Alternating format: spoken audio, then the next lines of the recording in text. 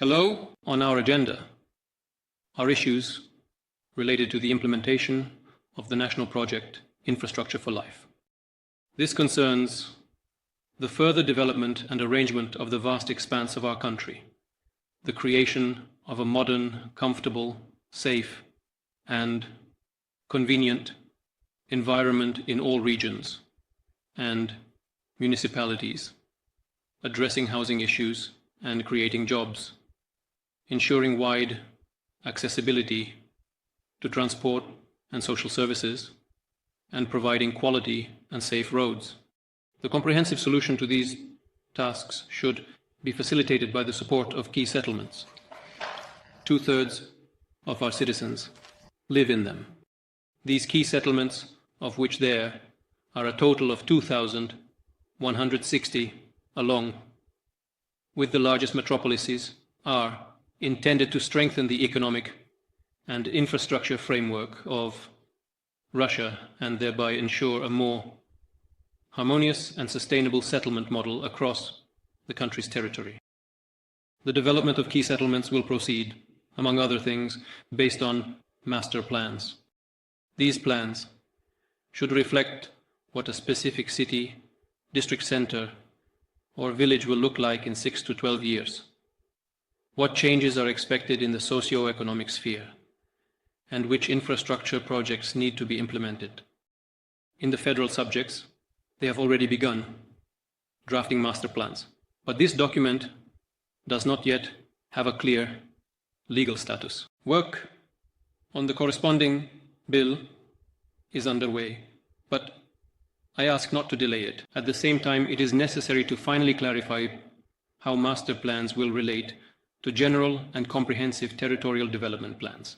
Currently, we risk facing duplication, contradictions, and a literal piling up of such documents, which will clearly not benefit the cause. I would like to hear how we will resolve the current situation. Dear colleagues, today it is also important for us to analyze the state of affairs in the sectors that are supposed to ensure the achievement of the goals of the national project Infrastructure for Life. In recent years, our construction sector has been developing dynamically. Its potential allows us to tackle the most large-scale tasks. Let me remind you. The following targets were set: to build 1,383,000,000 square meters of housing by the year 2036, with 663 million by 2030, which will allow us to reach an average housing provision level of 33 square meters per person. However, given the current market conditions and macroeconomic situation, there are risks of slowdown. Across the country, more than 2,000 housing construction projects are already being implemented, with a delay in their completion by 6 months. Developers are facing a decrease in demand, and it, in turn, is falling due to the high cost of credit, as is well known. Mortgage lending, which recently reached record levels, is contracting. Moreover, not all citizens, families who are eligible for preferential mortgage loans, decide to take them. Banks impose additional fees on them ranging from 5 to 10%. And here, of course, order needs to be established, especially since the state allocates financial resources to banks for issuing such loans. I would add that the cost of bank project financing for construction companies is also increasing. Against this backdrop of declining demand, the launch of new projects has decreased by 23% compared to the previous year. Developers' debts are growing, which threatens business stability up to the point of exiting the market and can, of course, lead to a reduction in employment in the industry, negatively affecting the entire economy. It is evident that the government, together with the Bank of Russia, needs to take measures appropriate to the situation. In addition, it will be necessary to develop a program for temporary interest rate subsidies on loans for project financing of construction projects. primarily in small towns. We have talked about this several times. I would ask you to pay total attention to this. The volume of construction there is small, and undoubtedly state support is needed here, with the commissioning of these facilities in small towns, scheduled for the year 2026. An essential area in demand among citizens is individual housing construction. Last year, the volume of individual housing construction amounted to 62.3 million square meters. This is about 58% of the total housing commissioned in the country. Here, our systemic solutions, such as the Dacha amnesty, social gasification programs, road construction and renovation, development of hub-fab systems, and a clear procedure for connecting to the power grid, played their role. All of this is important for people. It is necessary to expand this housing segment, paying special attention to the provision of land plots, their infrastructure availability, and creating reliable mechanisms for citizens to invest their funds in individual construction. Today we will also discuss plans for relocating citizens from emergency housing. By the year 2030, 345,000 people should move into new apartments. No less than 6.2 million square meters of uninhabitable buildings will be eliminated. But with this, we must understand that the volume of emergency housing stock may grow at a faster rate than before, about 2.2 million square meters annually. This is partly because the resources of houses are being exhausted, the resources of houses built in the Soviet era with mass series are being exhausted. I would, of course, to hear proposals on this matter as well, how this task is planned to be addressed. Dear colleagues, the achievement of the goals and targets that I have just outlined depends on the work of all levels of government. A special role here is played by regional teams. What is important to undertake now? It is necessary to exclude from regional and municipal legal acts any requirements not provided for by federal legislation. There are problems here. At the federal level, some things have already been repealed, but in the regions they are still in effect. This simply creates bureaucratic problems. The next area is housing and communal services. Over the past 6 years, more than 600 billion rubles have been allocated for its development from the federal budget alone. 3,655 different infrastructure facilities and more than 10,000 kilometers of networks have been modernized. According to estimates, a broad renewal of the housing and communal services systems will require at least 4.5 trillion rubles in both budgetary and private investments by 2030. At the same time, it is necessary to ensure the use of all internal resources and reserves of the industry, including for identifying risk zones and preventing emergency situations. It is also important to develop clearer standards for the maintenance and repair of apartment buildings. There are 950,000 of them in our country, more than 950,000, and the residents of each of them should understand how the payment for housing services is formed, of course, as well as how and where these funds are spent, including contributions for major repairs. Management companies are responsible for these areas. A lot has already been done to improve the quality and transparency of their work.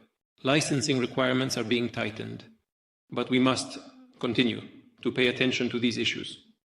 After all, such companies bear direct responsibility to the citizens, and they essentially exist on their funds. Dear colleagues, the name of the national project Infrastructure for Life is very accurately formulated. All its areas directly affect the needs, requirements, and interests of people.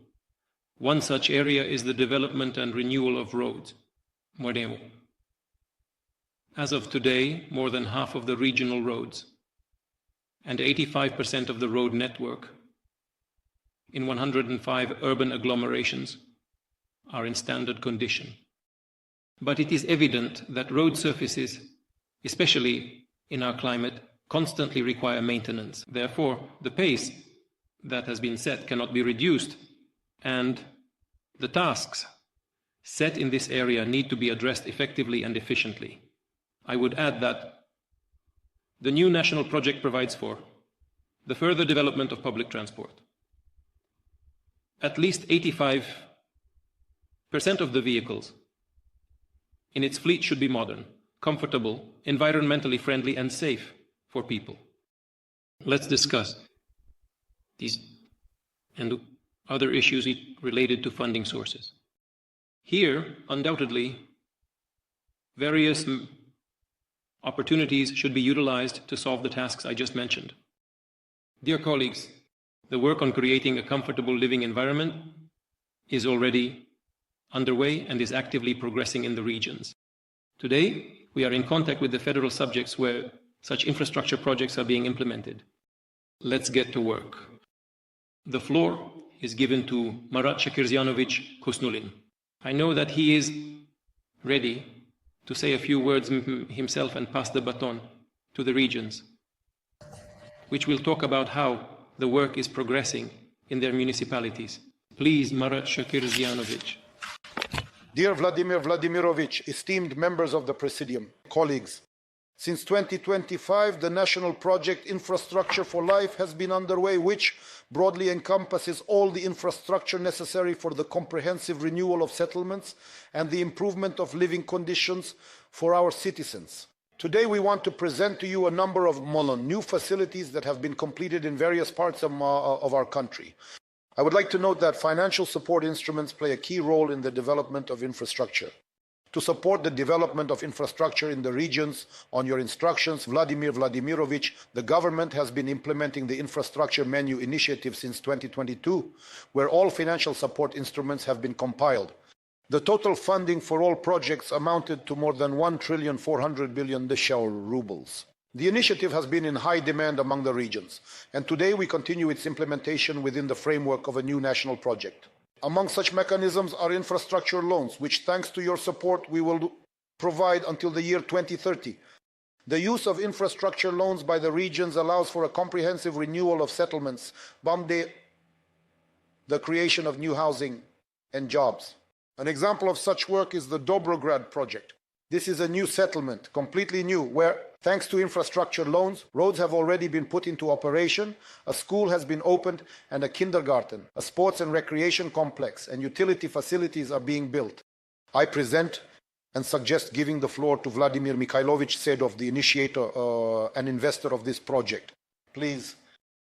Please, Vladimir Vladimirovich. Thank you. Dear Vladimir Vladimirovich, dear members of the State Council Presidium, Infrastructure for Life has a fundamental impact on the quality of life in our settlements. Ultimately, it determines the successful development of the demography and economy of our country. A city where many children are born. Children, having obtained a profession, do not strive to leave it. And a city to which people want to move from other regions of the country and from abroad.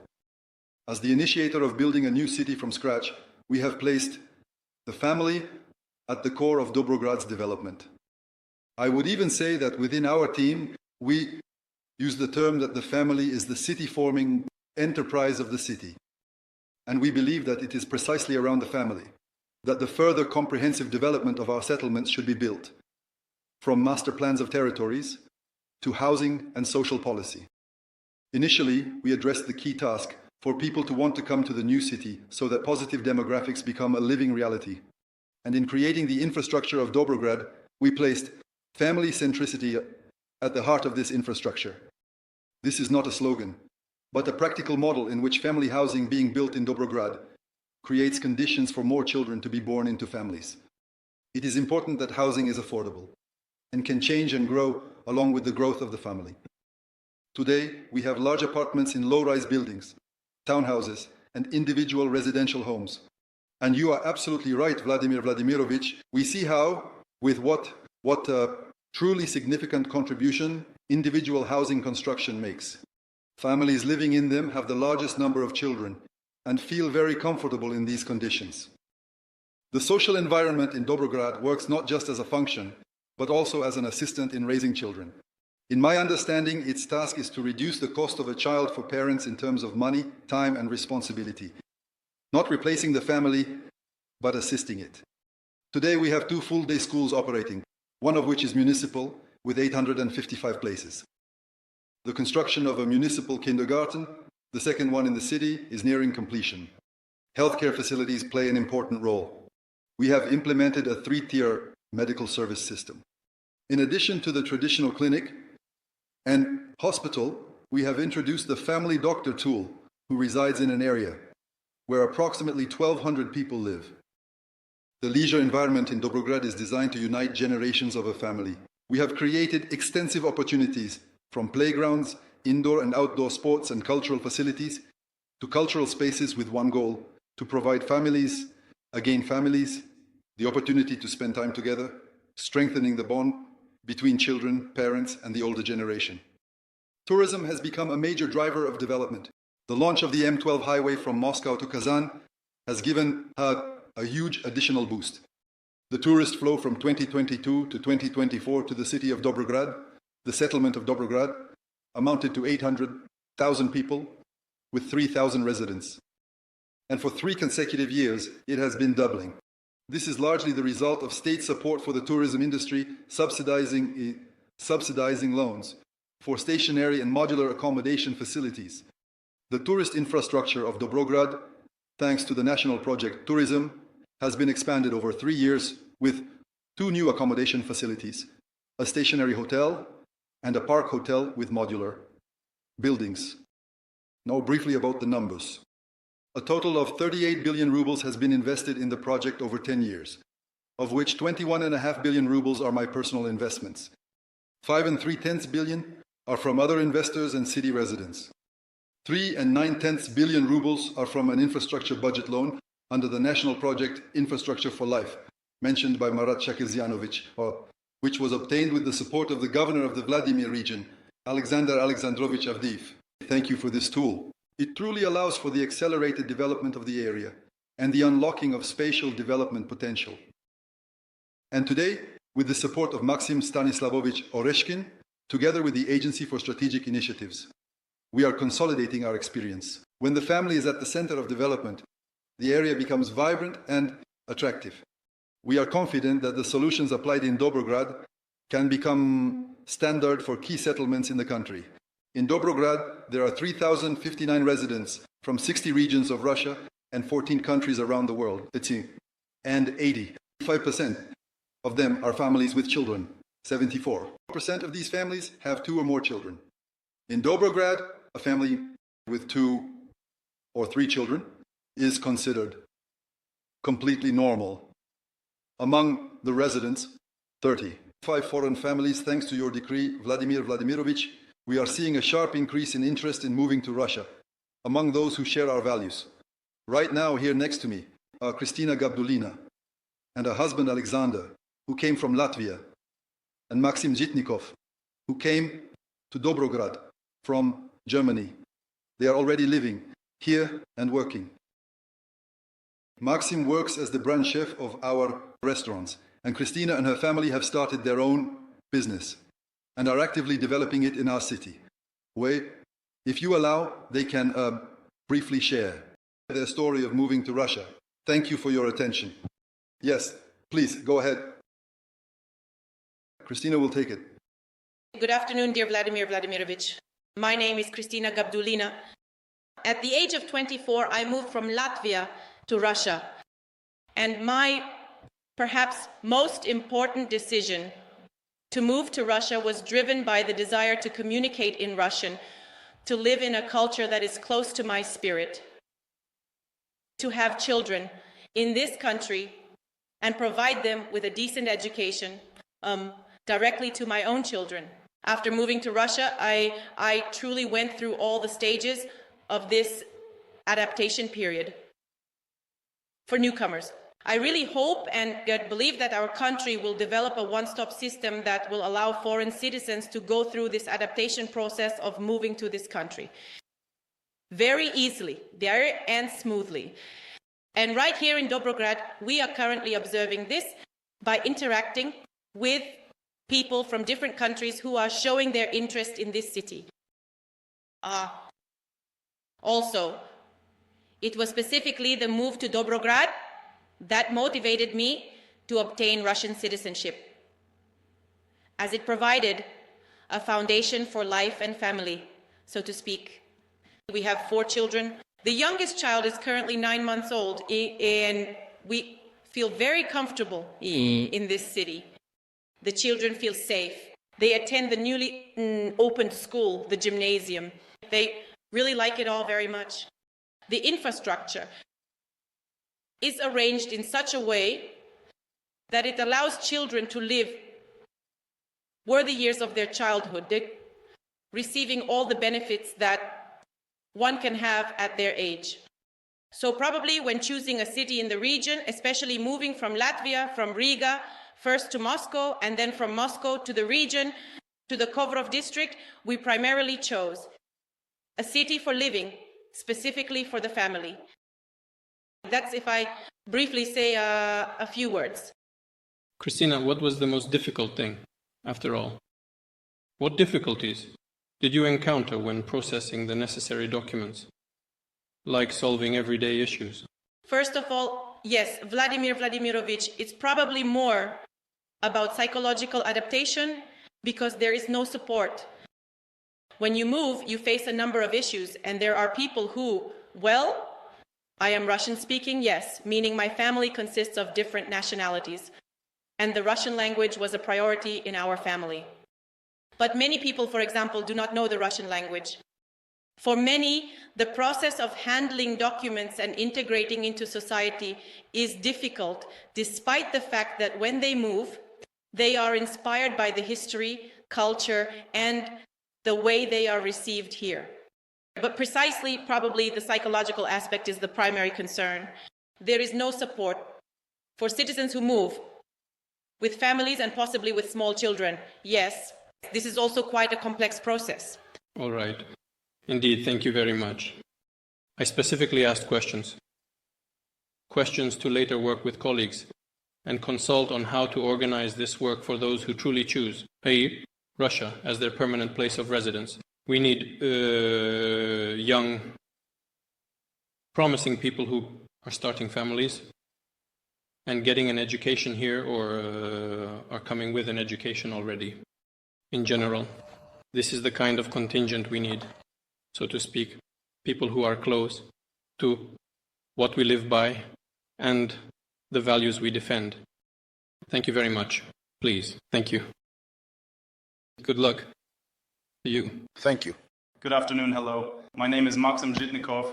I am 50 years old. I am a citizen of Germany, married to a Russian woman, a citizen of Russia. We have 2 children, 2 boys, 4 and 2.5 years old, respectively. It is precisely because of the children that we moved to Russia. Everyone knows that modern Europe, with Germany leading the way, promotes non-traditional values. But we do not share them and do not want these so-called values to be imposed on our children, right? We want our children to have the opportunity, to have the chance to make the right choice themselves. It should be their decision, independent and conscious, right? So when the question arose of where to go, my wife said, we will go to Russia home, right? Exactly. Well, we came to Russia. And why Dobrograd? Well, we are not the only ones who want to escape from this plague. All social networks are filled with chats where people exchange information about relocation opportunities. And my wife saw an advertisement for Dobrograd there and said to me, well, you'll like it there. It's like how you talk about Germany, how it was 35 years ago. Everything is good, safe, clean. Everything is made for children. It's not just a fenced settlement, but the entire infrastructure of a kindergarten, schools, and sports complex is created. Everything for the family recreation. And she says, moreover, they help with the paperwork, which is also very important for us. Vladimir Vladimirovich, they have their own. I would like you to suggest something if possible. Please. I know you can understand me. Without a doubt, certainly. I see. I have problems with all the paperwork, and I thought if I ask you nicely, then you would help me. Probably no one here understands me except you. And I would like to renounce my German citizenship and obtain Russian citizenship. Okay. If possible. We'll establish contact and solve the problem. Thank you very much. No problem. And where did you live in Germany? In which city did you Essen, the city of Essen. live in Germany, maybe? In Germany, the city of Essen, North Rhine-Westphalia. Essen. Essen, yes. Uh-huh. A good large industrial area. Ruhrport, Ruhr area. Yes, yes. No. It used to be. Not anymore, no longer. Why not? Why not? Pardon? What happened? What's going on? What happened? What's up? They break everything, right? Okay. Good. Yes, I wish you something. All the best. Thank you very much. You're welcome. Now let's continue. Ouch. Let's move on. Thank you, Vladimir Vladimirovich. Uh-huh. Thank you. Vladimir Vladimirovich, we continue to work on modernizing the communal infrastructure. As per your directive, work is underway to approve a comprehensive program to improve the quality and further development of populated areas. The event for modernizing communal infrastructure has been included in the Chasa National Project Infrastructure for Life. The goal is to ensure the improvement of the quality of communal services provided to 20 million people. An example from one of the latest large-scale projects is the reconstruction of the Shkyolkovo inter-district sewage treatment facilities in the Moscow region, which were put into operation more than half a century ago. The project was implemented with the support of the federal budget. I ask to give the floor to the head of the Shkyolkovo urban district, Andrei Alexievich Bulgakov. Please. Good afternoon, esteemed Vladimir Vladimirovich, esteemed participants of the meeting. We are currently located in the Shkyolkovo urban district, where, as part of the federal project Volga Rehabilitation and the national project Ecology, the reconstruction of the inter-district sewage treatment facilities has been fully completed. These are the largest in the Moscow region and among the most extensive in the country. They are already operating at full capacity. The project specifies 400,000 cubic meters per day. At the start of the modernization in 2019, the sewage treatment facilities were already over, 50 years old. Of course, they couldn't handle the load and caused a lot of inconvenience to the residents. Thanks to one of the most extensive programs of the last decade, the situation has completely changed.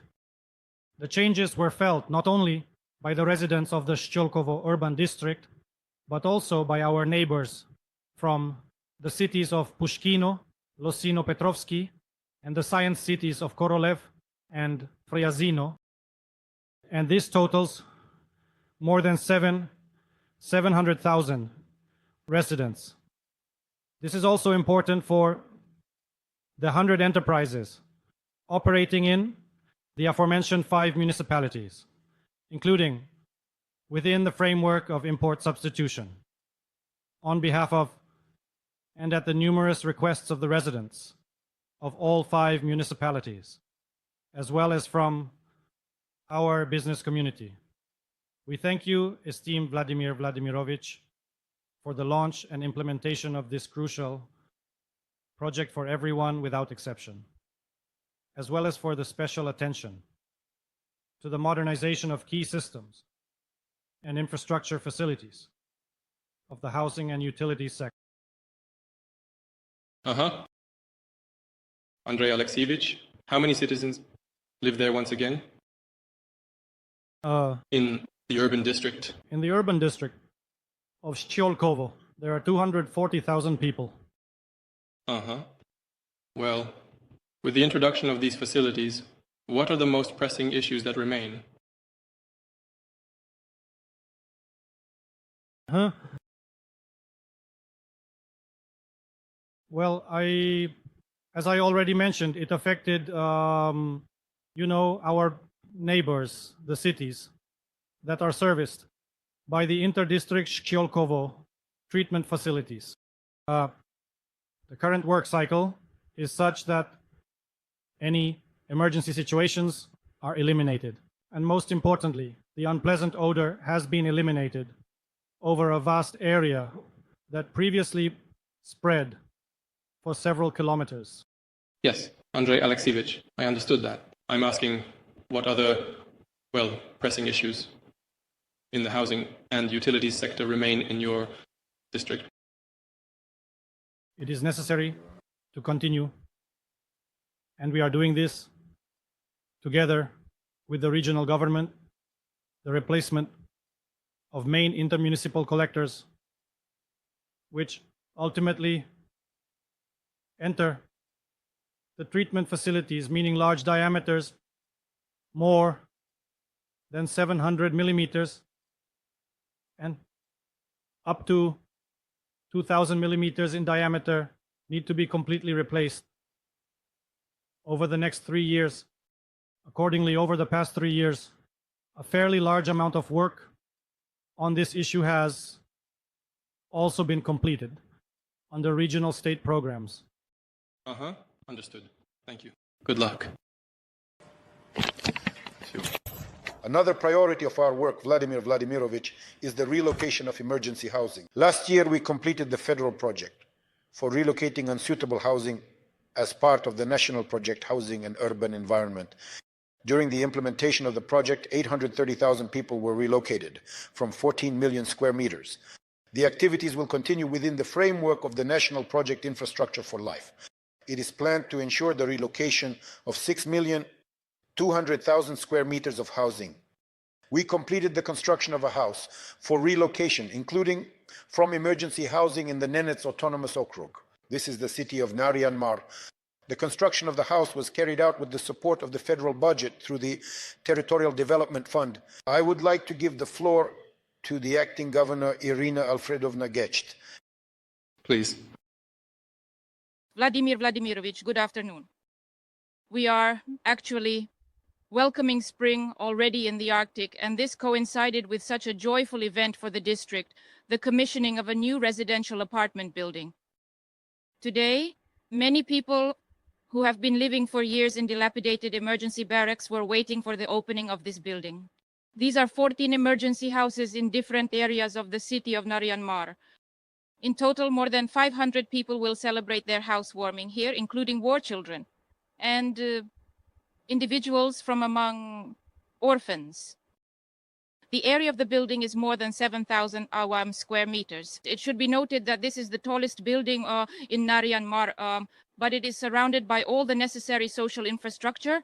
There is a kindergarten, a school, a clinic, and sports facilities here. As Marat Shakirzianovich said, the project was implemented with the support of the federal budget as part of the national project Housing, Acha, and Comfortable Urban Environment. And we will continue the construction of housing. This is very much in demand here today. And already within the framework of the Infrastructure for Life project, we have plans for next year to reach 24,000 square meters. This is, of course, challenging, but we will strive to implement these plans. And of course, on behalf of all the residents of the district, Vladimir Vladimirovich, we thank you for your attention to the Arctic region and the issues that exist here. Good. Irina Alfredovna, have you settled in at this place? How do you feel there? Yes, Vladimir Vladimirovich, I've already settled in. It was cold at first, but spring is coming. Good, God willing. Do you still have a large emergency fund left, right? Yes, it's large. Yes. And the pace, of course, could be better in construction, but we will definitely discuss this with Marat Shakirzianovich. So the task is to increase the pace of construction, to keep the youth here, and relocate residents from emergency housing. This is the #1 issue in the district today. I see. Who is next to you? The head of the city. Yes. Please say a few words. Bilak Oleg Anufrievich, head of the city of Naryan Mar. For us indeed, for all the residents of the city, this is a great gift. On March 10th, the city of Narian Mar, the Pearl of the Arctic, celebrated its 90th anniversary.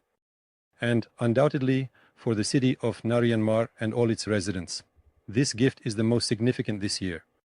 That is, speaking of the current moment, out of 336 multi-apartment buildings, about 50% are in emergency condition. These are old wooden two-story houses from various construction periods. And if we talk about the dynamics, in 2017, we started with 70% of the houses being in emergency and dilapidated condition, and now it's 50%. There is progress, but as Irina Alfredovna said, undoubtedly improvements are desirable and things should be better. But I think if we have 10 more new houses like these, they will create a completely different atmosphere in the city and align with all the master plans that have been developed. And thanks to Dumont, your decision to include Narian Mar in the network of support points, the future of the Arctic and the Nenets district is optimistic, and we will definitely continue to develop it. Well, 50 is not 70%, but 50 is still quite a lot. Although, of course, there is progress. It is positive, that's obvious. I want to congratulate you on this and thank you and send my best wishes to everyone who has moved into new apartments at their new place of residence. Congratulations to everyone on their housewarming. We will continue to carry out this work. Please. Vladimir Vladimirovich, you set the task for the reunited regions to reach the average Russian standard of living by the year 2030. Step by step, we are moving towards this goal, and we are seeing the first results which are being felt by the citizens. More than 22,000 facilities have already been restored in the new territories, and 450,000 square meters of roads. Special attention is being paid to social facilities used by children and our youth. Recently, a large-scale comprehensive renovation of the Yunost Sports Palace with a swimming pool in the city of Dokuchayevsk, Donetsk People's Republic, was completed.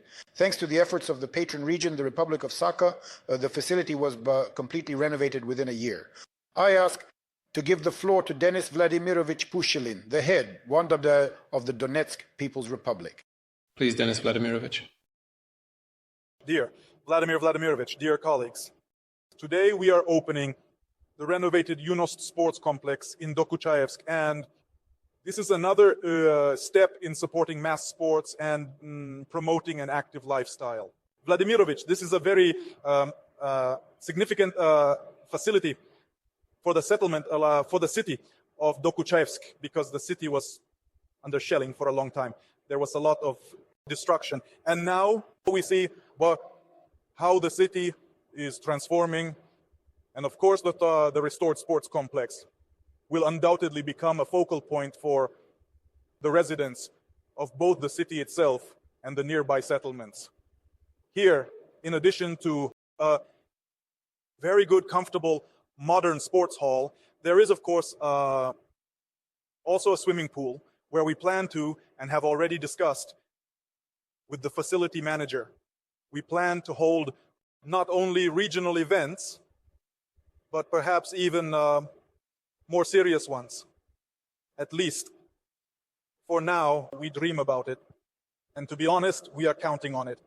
Vladimir Vladimirovich, but we always consider it necessary to express our gratitude to those who have supported us. In this case, it's the region chief of the city of Dokuchayevsk, the Republic of Sakha, Yakutia. Our thanks to all the residents, not only for this facility, but also for all the restoration work we see in the city of Kirovsk, Dokuchayevsk now. And of course, here to my colleague, I would like to express my gratitude to Aysen Sergeyevich, because he supervised the restoration of this facility at various stages visited, and we, are jointly organizing the work so that it is comfortable and convenient for people here. But with the support of the Federal Center, I am confident that such facilities will continue to appear, and not just by chance after all. Each facility is beneficial for our residents so that sports can be developed, especially mass sports, as you have set the task. And of course, this in turn will also reflect on demographics because parents see the prospects where their children will study, where they will relax, where they will engage in sports. And in general, considering again that mortgage, which you supported, which we have, our housing construction is also developing. Therefore, Vladimir Vladimirovich, we are restoring Donbass together. Thank you very much personally for the support that you provide. Thank you. Who is next to you? The head of the sports complex, Victoria Alexandrovna. Good afternoon. Victoria Alexandrovna. Victoria Alexandrovna. Do you like the facility? What is still missing there? We couldn't even dream of such a renovation. The sports complex has been given new life. I would probably say it was given life. Since 1972, the sports complex has not undergone any major renovations at all. At all. Everything is ruined, of course. Yes. Now the children will enjoy their activities. Yes. How many people live within walking distance? More than 20,000 people in our city of Dokuchevsk specifically. And since we have now become a district, the sports complex is the only one in the district, in the Dokuchevsk district. Understood. Will be open both for children and for the residents of the urban district. Understood. Denis Vladimirovich, it's important to carry out regular maintenance on time, to keep it in good condition. Otherwise, it quickly falls into disrepair. Modern equipment requires careful and considerate handling. All right, all the best. We will continue. We will continue. Marat Sharipovich, please. The future of the housing and utility sector cannot be imagined without innovations and energy-efficient technologies. It is important to continue creating conditions for scaling such projects as, for example, the production of flexible solar panels using advanced thin film technology, which is being implemented in Mordovia in collaboration with Rosnano. This technology allows for the placement of solar modules on building surfaces with minimal load-bearing capacity without compromising the integrity of roofs and the architectural appearance of structures. I would like to give the floor to the chairman of the board of the joint stock company Rosnano, Sergei Alexandrovich Kulikov. Please, Sergei Alexandrovich. Vladimir Vladimirovich, we can't yet do it in a German way from sunny Mordovia in the literal technological sense, although requests have started coming to Rosnano for the relocation of German engineers. Therefore, esteemed members of the State Council Presidium, today we are launching the first factory after its crisis for the production of thin film solar panels. A mastered and understandable technology for us. We apply photoactive layers using magnetron sputtering. Modularity and compactness free us from the need for mega productions, and the budget is accessible for the average investor and practically any region. The capacity of the first line of the first factory is 10 megawatts per year, which is 100,000 square meters of panels, equating to about 1,000 roofs and facades of multifamily and individual homes annually. Supply chains for materials and components for operation and further development of production are established, and some are being developed in Russia. Science is energized, working on the next perovskite tandem solar cell, which we expect will increase efficiency from 15 to 25%, similar to heavy silicon batteries. In our conditions, these are temperature ranges and low illumination. Our semiconductor based on copper, indium, gallium, selenide outperforms silicon. In general, we believe that microgeneration as a niche is a fast and accessible solution for energy deficient regions, for the utility network infrastructure and the end consumer. And we believe that this technology will become a catalyst for mass investments in production, in generation facilities, in new local productions, and consequently in reducing the DPM load on the tariff. What are we offering? We offer regions, especially those with high insulation, to consider us in their capital repair programs. We hope to ensure safety and rationality while preserving the architectural style. We ask the State Council to support the initiative for the systematic implementation of microgeneration solutions on buildings, warehouses, and shopping centers. And I would like to especially thank the team of Governor Zdunov, Artem Alexievich. This is already our third project in the region on the fertile land of Saransk, and to congratulate our highly skilled specialists on the launch. Thank you. Thank you, Sergei Alexandrovich. Of course, we need to consider the emerging opportunities when performing certain tasks. But next to you, as I understand, is the General Director, right? Sunlight, Dmitry Nikolaevich. Maybe he can say a few more words. What advantages will those who use your products have? The factory produces unique products. These are flexible solar modules, and their main advantage is that they are very thin, about 2 millimeters in thickness. The modules impose a load of no more than 3 kilograms per square meter, which is approximately 5 to 7 times less than with traditional technology. Well, as already mentioned, this technology will allow for a slight change in the landscape of solar energy, since today in our country it is mostly represented in the form of solar farms located outside cities and towns. At the same time, there is an opportunity to unlock potential in the housing and utilities sector by installing them on building surfaces, Bernstim, which means that electricity will be generated at the point of its direct consumption. Great. And I'm sure colleagues in many regions will hear and see what we talked about today and will pay attention to it, especially the industry leaders. I wish you all the best and success. Let's move on with our agenda. The floor is given to the chairman of the State Council Commission on Infrastructure for Life, Rustam.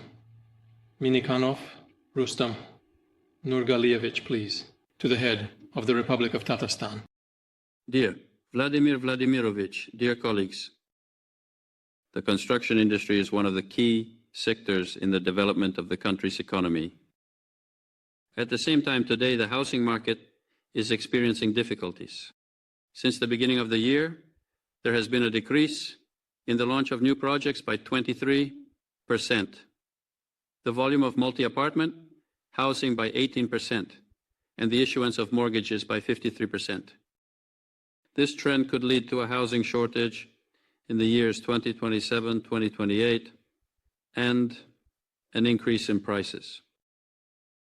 The key task is to improve housing affordability. The main tool for providing young families with housing is family mortgage. On behalf of the regions, I would like to thank you, dear Vladimir Vladimirovich, for extending this program until 2030. However, there are a number of factors restraining its development. Firstly, the maximum amount for a family mortgage is only 6 million rubles. This covers only half of the cost of the most in-demand housing option, a 2-room apartment. And the remaining part is paid at the market rate. To purchase such an apartment, the family's income must be at least 320,000 rubles per month, which is 5 times the average salary in our republic. Therefore, we propose to differentiate the limit by regions of the country based on the average cost per square meter as approved by the Ministry of Construction of Russia and the number of family members. This proposal was submitted by 38 regions. Secondly, we ask to consider the conditions of family mortgages for families with children at least up to 14 years old, as well as for families of participants and veterans of the special military operation. In accordance with your decision, dear Vladimir Vladimirovich, the government of the country has increased the level of compensation to banks issuing family mortgages. At the same time, banks, in order to reduce risks and increase profitability, continue to charge a commission which sometimes reaches up to 20%. This commission is charged to the developer, who then passes it on to the buyer. We appeal to the government of the country and the central bank to introduce an effective mechanism for monitoring banks' compliance with the adopted standard for protecting the rights and legitimate interests of mortgage borrowers. This proposal was submitted by 23 farm regions. Together with the leadership BC of Rostek, we have addressed you, dear Vladimir Vladimirovich, regarding the construction of rental housing for industrial enterprise workers. The issue of staffing is quite acute. For example, in Tatarstan alone, the demand for personnel over the next 7 years is estimated at 59,000 people for large leading industrial enterprises. Without rental housing, it is impossible to solve this problem. We ask the government of Russia, together with the central bank, to develop a financing mechanism for the construction of such rental housing.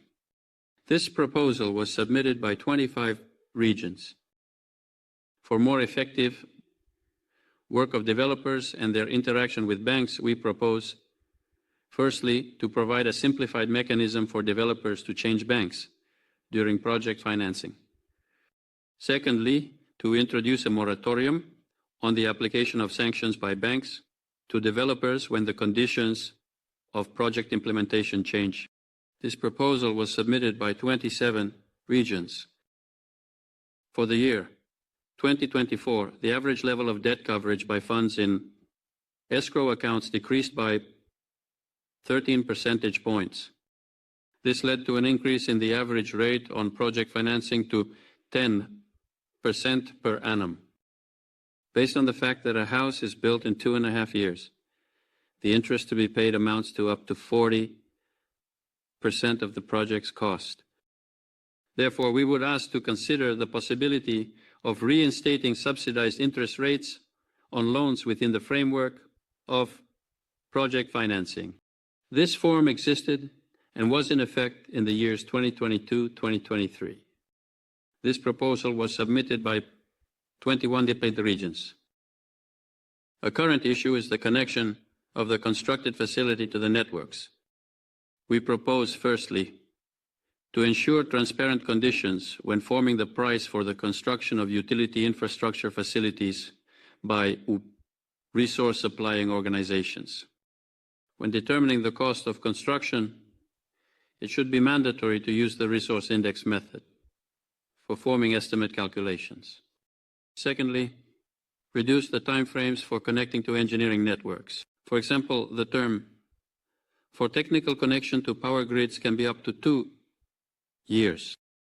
Thirdly, clarify the current regulatory calculations for the load on engineering networks such as water, electricity, and heat when designing residential and social facilities. For example, the design and installation rules provide for a twofold excess of the design power supply capacity over the actual consumption. The situation in the housing construction sector may lead to an outflow of personnel and a decrease in the potential of the construction industry. To preserve it, emphasis should be placed, among other things, on stimulating industrial construction. I would like to say that infrastructure bonds from DOMNOREF are a good tool.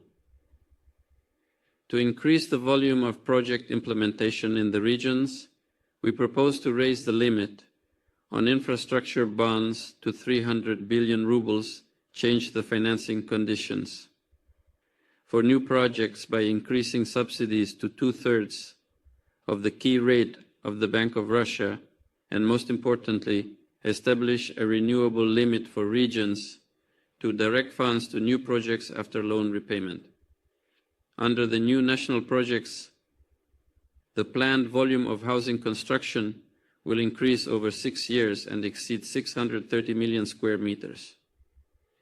Meanwhile, for this volume of housing, the construction of 150 schools and 100 kindergartens is currently planned. The current interest rate does not allow investors to build social facilities, even in those regions where they previously did so. Despite the current 18% decrease in housing commissioning, the planned number of social facilities is insufficient. It is important to bring the volume of social facility construction within national projects to the level of housing commissioning set by the Federal Center. As a result of the increase in the area of built apartments, housing availability is growing. In this regard, it is necessary to revise the construction standards and the availability of social infrastructure based on the number of registered residents, not just the volume of square meters being introduced. Thus, when residential complexes are put into operation, the construction of standalone parking lots is required. We propose allowing a deferral of their construction, taking into account the occupancy level of the houses to reduce the burden on the developer. The number of registered residents in the first years is disproportionately small compared to the number of the parking spaces introduced. Today, cities have mandatory pedestrian accessibility to social facilities. At the same time, large cities ensure high transport accessibility and mobility of the population. In this regard, we propose allowing regions to establish the possibility of regulatory adjustments for the accessibility of social facilities, taking into account the actually registered residents and their transport accessibility. At the same time, under the conditions of existing development, it is impossible to expand the capacity of an existing social facility without violating sanitary regulations by increasing the area of its land plot. In this regard, we propose allowing the reconstruction of schools, quintos, kindergartens, and existing developments without increasing the land plot area. Regular changes in regulations lead to the redesign of standard objects and increased costs. For instance, over the past 5 years, the cost of one teacher's place has doubled and now amounts to 2 million rubles. For example, area. 30 years ago, the area of a school for 1,500 places was 15,000 square meters. Now, it's almost 30,000.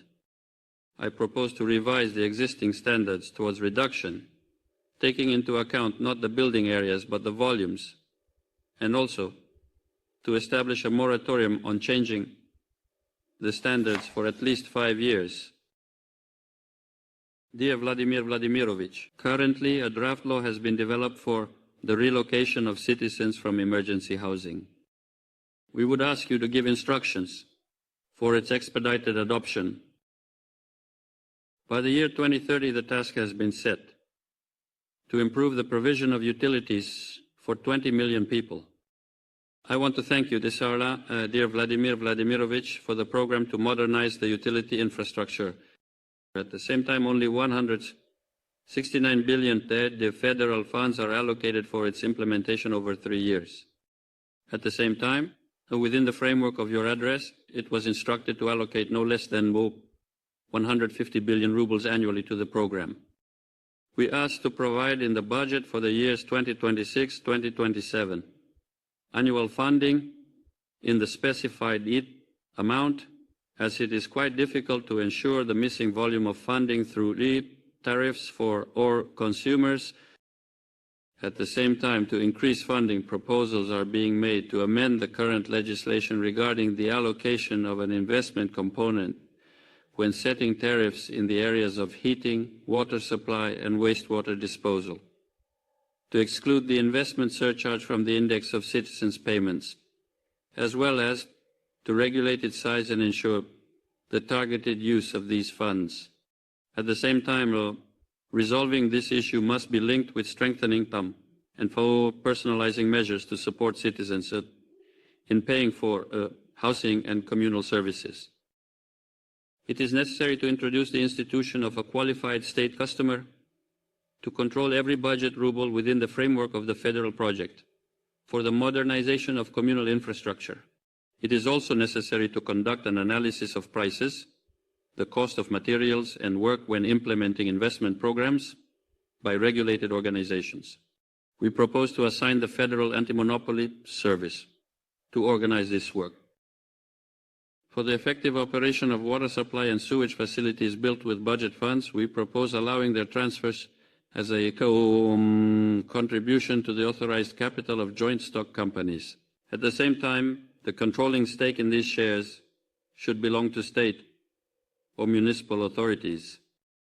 We also request permission to transfer utility facilities in settlements with a population of up to 200,000 people, under lease agreements without subsequent transfer of the facility into a concession. We propose to include only expenses considered in the tariff in the variable payment. This proposal was submitted by 29 regions. Today, the issue of quality management of the housing stock for the population is one of the priorities. Firstly, I propose to establish uniform licensing requirements for the management of homeowners associations and housing cooperatives and to hold them administratively accountable in a manner similar to management companies using disqualification or license revocation instead of fines. Secondly, it is necessary to determine a unified methodological basis for setting housing tariffs for each type of multi-apartment buildings. These proposals were submitted by 25 regions. The change in the simplified taxation system has led to the introduction of a preferential, yet still a value-added tax in the housing management sector. To avoid an increase in housing service fees, we propose to maintain the simplified taxation system that was in effect before January 1st of this year for activities related to the maintenance of common property in multi-apartment buildings. This proposal was submitted by 25 regions. I would like to focus on the major repairs of multi-apartment buildings and the formation of the necessary funds. When funds are accumulated in the special accounts of the management organization, they can generally be spent on purposes other than major repairs. I propose to establish requirements for the expenditure of funds from special accounts similar to the procedure for financing house repairs by the regional operator.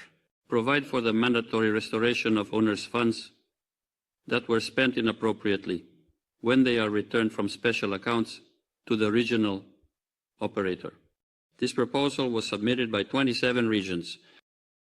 Dear Vladimir Vladimirovich, in preparation for the Presidium of the State Council of the Russian Federation, proposals from the regions on the main problematic issues of construction and infrastructure development were submitted by the working group. The issues are complex and pertain to the activities of the government of Russia, the central bank, and the State Duma, and require detailed elaboration. In this regard, I ask you, dear Vladimir Vladimirovich, to give instructions to include these issues in the minutes of the Presidium meeting for further elaboration and submission of proposals for their resolution. That's all from me. Thank you for your attention. Rustam Nurgalievich, thank you for such a thorough report. It is evident that you have genuinely worked on the entire set of issues, and they are not simple, indeed requiring special attention from the government and in some aspects from the central bank. This will definitely be worked on. I completely agree. Absolutely. Thank you for approaching this so seriously. Thank you, Vladimir Vladimirovich. Thank you. Alexei Sambulovich, please. Dear Vladimir Vladimirovich, yes, in accordance with your decree, we have set a target indicator within the national project. Everyone knows, but I will still announce it. In terms of roads, 85% of the length of federal roads must meet the standard. 60% of regional roads, 85% of the length of agglomeration roads, and 85% of the core network roads must meet the standard. And a new indicator has also appeared. These are the very support points you mentioned, Vladimir Vladimirovich. There, the infrastructure, including the street road network, must improve by 30%. And today, such calculations are being conducted for them. Today, the government has approved the road activity plan until the year 2030. funding is provided in the amount of 9.2 trillion rubles, including 2.7 trillion as subsidies to the regions. An unprecedented amount indeed. This is practically a third more, Vladimir Vladimirovich, than it was within the framework of the years 2018 to 2024.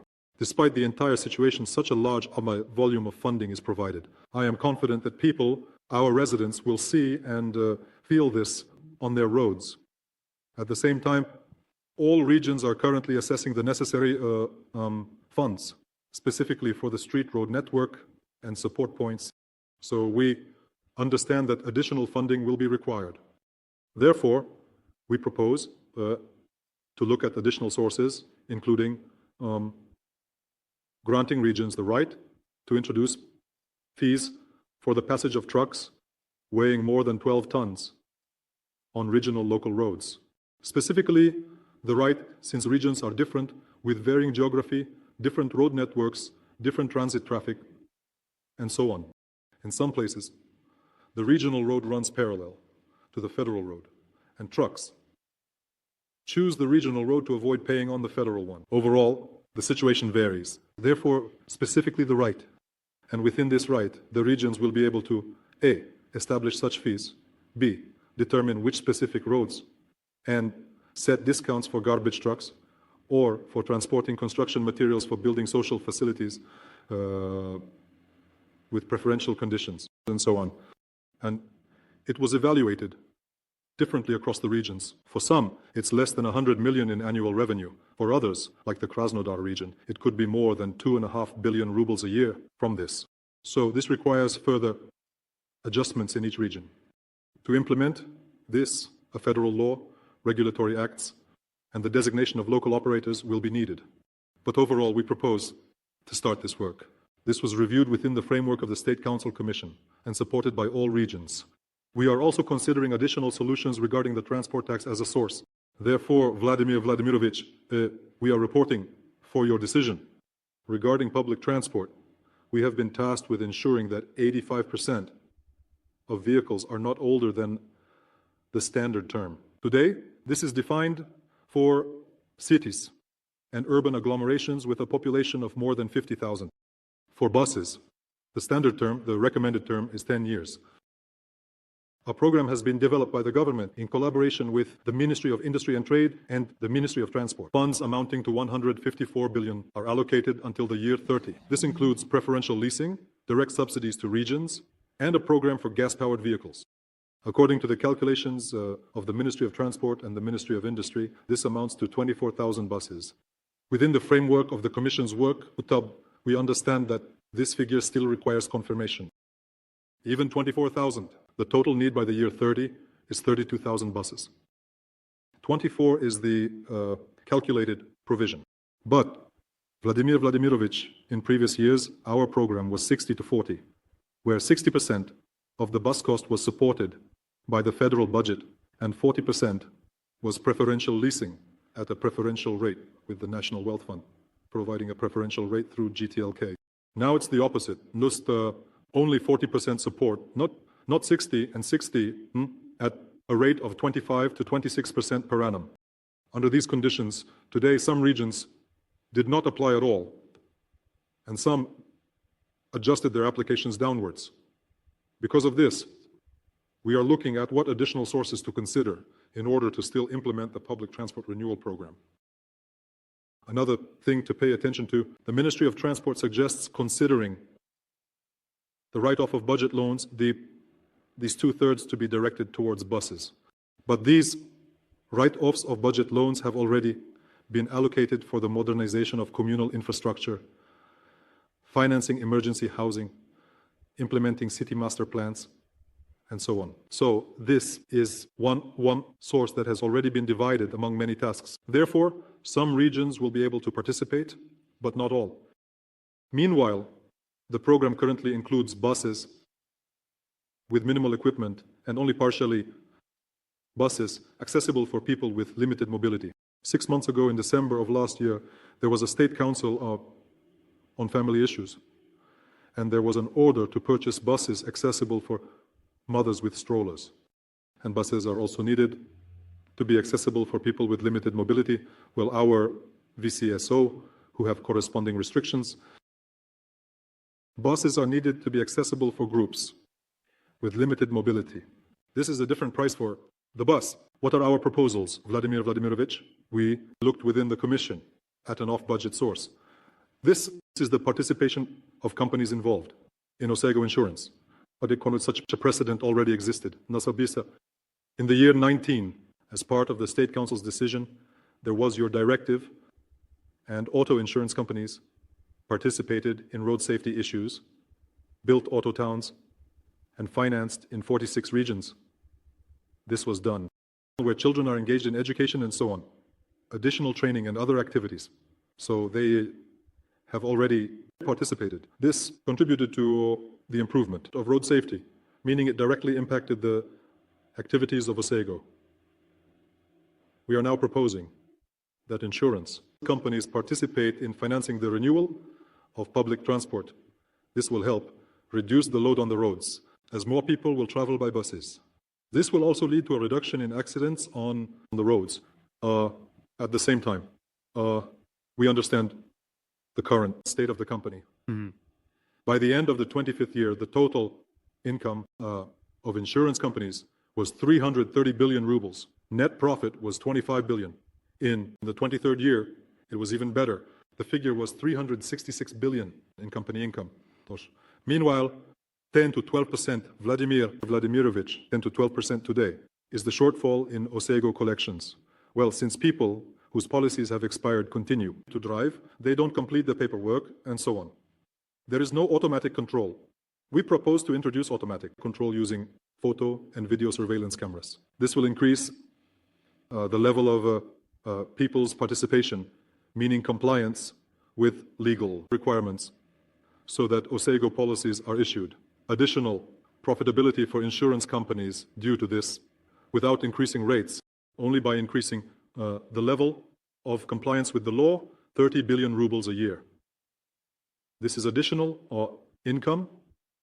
Accordingly, we propose that about 5% of the total income parts, but this is about half of the additional income from increasing responsibility to direct to public transport.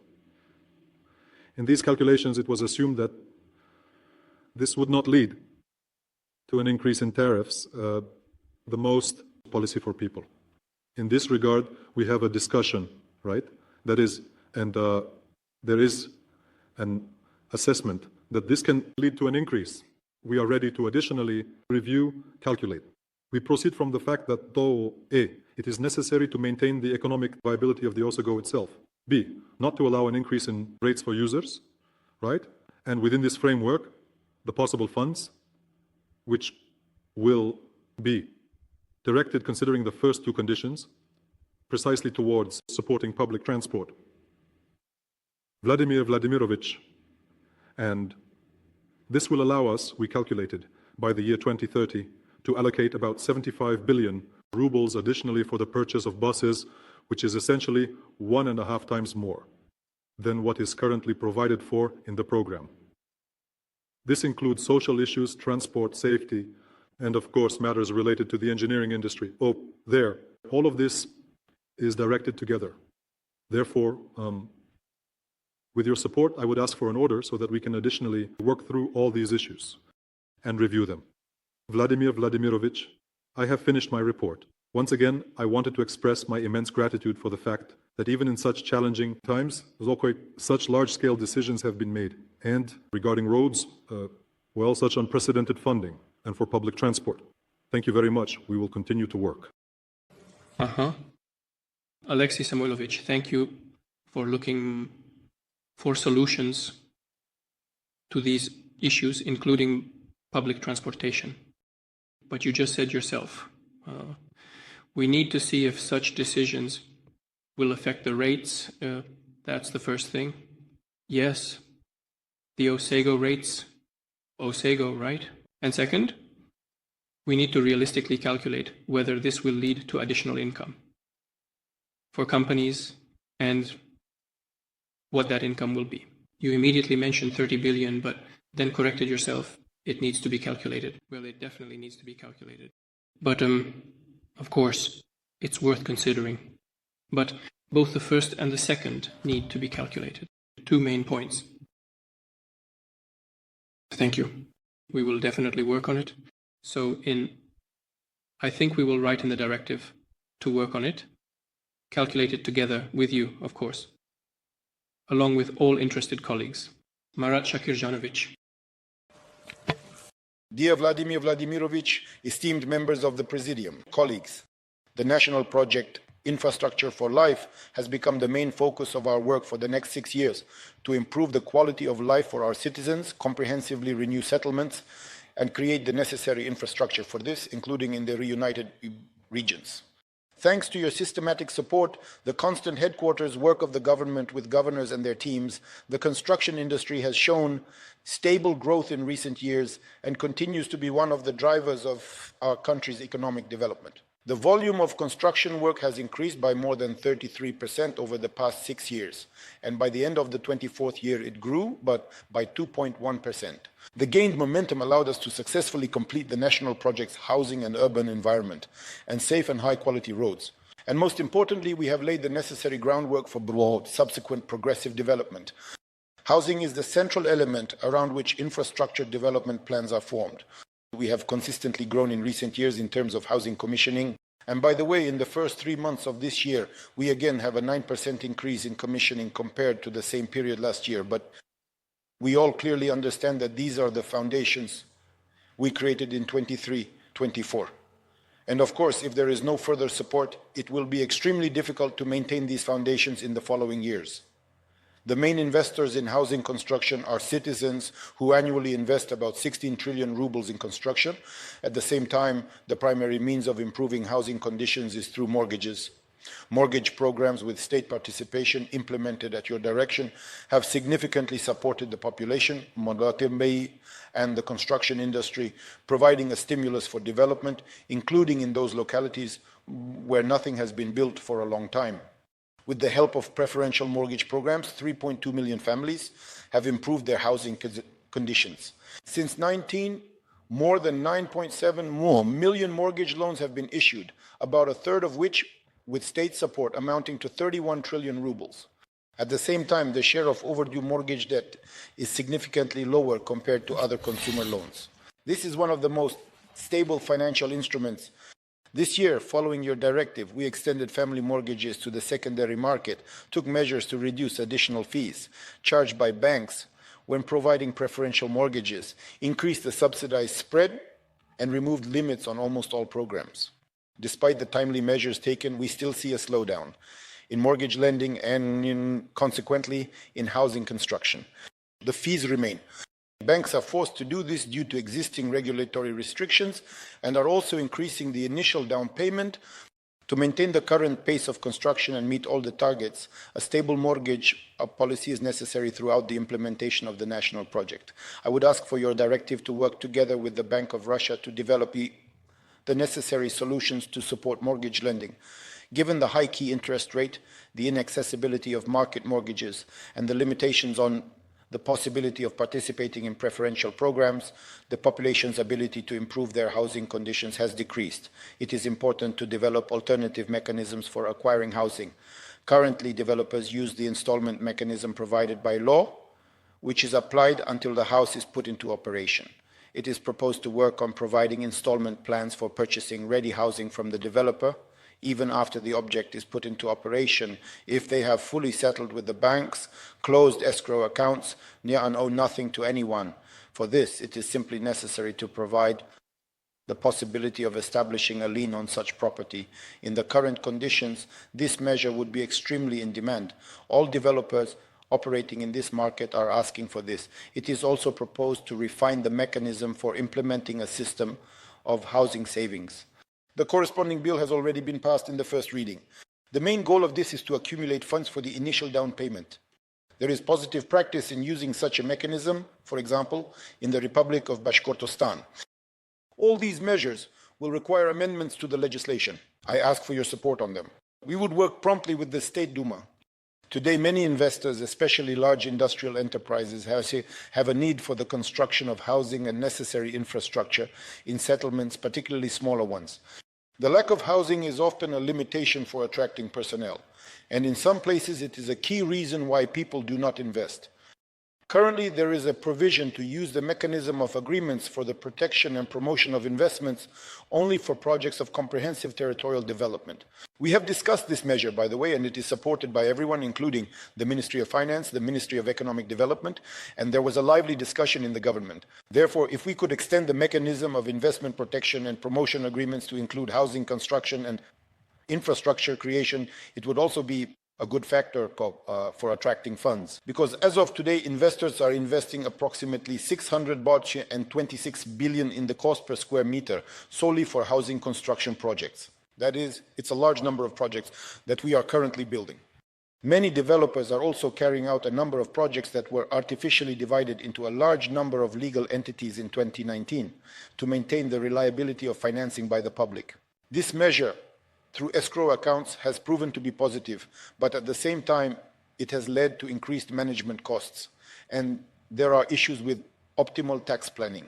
Therefore, we also ask to consider, if it is, a group of related parties to implement unified accounting and a unified tax policy. Regarding the resettlement of emergency housing, the relevant activities are provided for within the framework of the national project. Approximately 550 billion rubles from the federal budget and regional budgets will be allocated for these purposes. But I would like to draw attention to the fact that, as you already mentioned, Vladimir Vladimirovich, we are approaching the number of so-called industrial series houses that were built 60 years ago. And out of our 4 billion, the 200 million square meters of housing, of which 2,600,000,000 are occupied, 900 million square meters are over 45 years old, and 300 million are over 60 years old. Thus, over the next 5 to 10 years, a significant increase in the depreciation of the housing stock and substantial budget expenditures at all levels are forecasted. But Vladimir Vladimirovich, we already have experience with emergency situations. Several regions like Moscow, Tatarstan, St. Petersburg, Tyumen are very actively engaged in various resettlement programs today. Therefore, we need serious systemic solutions today, both in terms of financing and determining the buyout cost. We also need to expand the mechanisms of CRT. In at least 16 cities with a population of over 1 million, we can fully utilize investor funds and non-budgetary sources to address this issue. Therefore, if we could promptly introduce this initiative now, it has been legislatively worked out by the Ministry of Construction and is currently in the Duma. It would be preferable for us to adopt it during this year's spring session so that we can work on the further program for all 6 years, according to these new rules, which will allow us to relocate a larger amount of emergency housing. In recent years, the demand for individual housing has significantly increased overall. You have already mentioned this. The further development of individual housing construction is limited by the lack of prepared land plots with adequate infrastructure. This rapid growth has practically used up all the available free plots. But at the same time, we have many different wastelands today. We have many different lands that are inefficiently used. That is, the development of many settlements is effectively blocked by lands designated for forestry or agricultural purposes. Incorporating new lands into the boundaries involves significant time costs and administrative barriers. We plan to address this issue for the implementation of the national project by introducing master plans. But this is a long-term perspective, and it will take some time. Money and time will be spent on their development. Therefore, we are currently asking for quicker solutions. How can lands be included within the boundaries of settlements, be additional lands, including agricultural lands, if they are not valuable? We discussed this issue with the Ministry of Agriculture. If these are not valuable arable lands, and thereby accelerate the individual housing construction program, there is such a demand. And here we propose Vladimir Vladimirovich to consider individual housing construction as a separate program. It's a comprehensive separate program because it involves roads, social infrastructure, utilities, land plots, and urban planning. Therefore, we believe and we ask for your support to make this a separate program within the housing project. We also ask the heads of the regions, as they are almost all seriously engaged in housing, All issues related to housing construction, especially now, should be kept under special monitoring and control, while also increasing the urban potential and capabilities of land plots by providing them with the necessary infrastructure. We are also working on this issue within the framework of reducing the investment construction cycle. Providing land plots with infrastructure requires significant financial expenditures. It is also proposed to work together with the Ministry of Finance and the Bank of Russia on a mechanism to attract funds from private investors. In general, Vladimir Vladimirovich, we need trillions of funds for housing development, so we cannot rely solely on the budget. Therefore, we need to use various tools based on international experience. We have a good tool in DOM.RF. We believe that this tool should be further expanded and that we should still attract funds from citizens. Therefore, we request an assignment for the Ministry of Finance and the Central Bank to work on this topic and submit proposals. Vladimir Vladimirovich, you supported the decision to direct the National Wealth Fund in the form of loans for the development of utility and road infrastructure and the renewal of public transport. The mechanism has proven to be extremely in demand among the regions.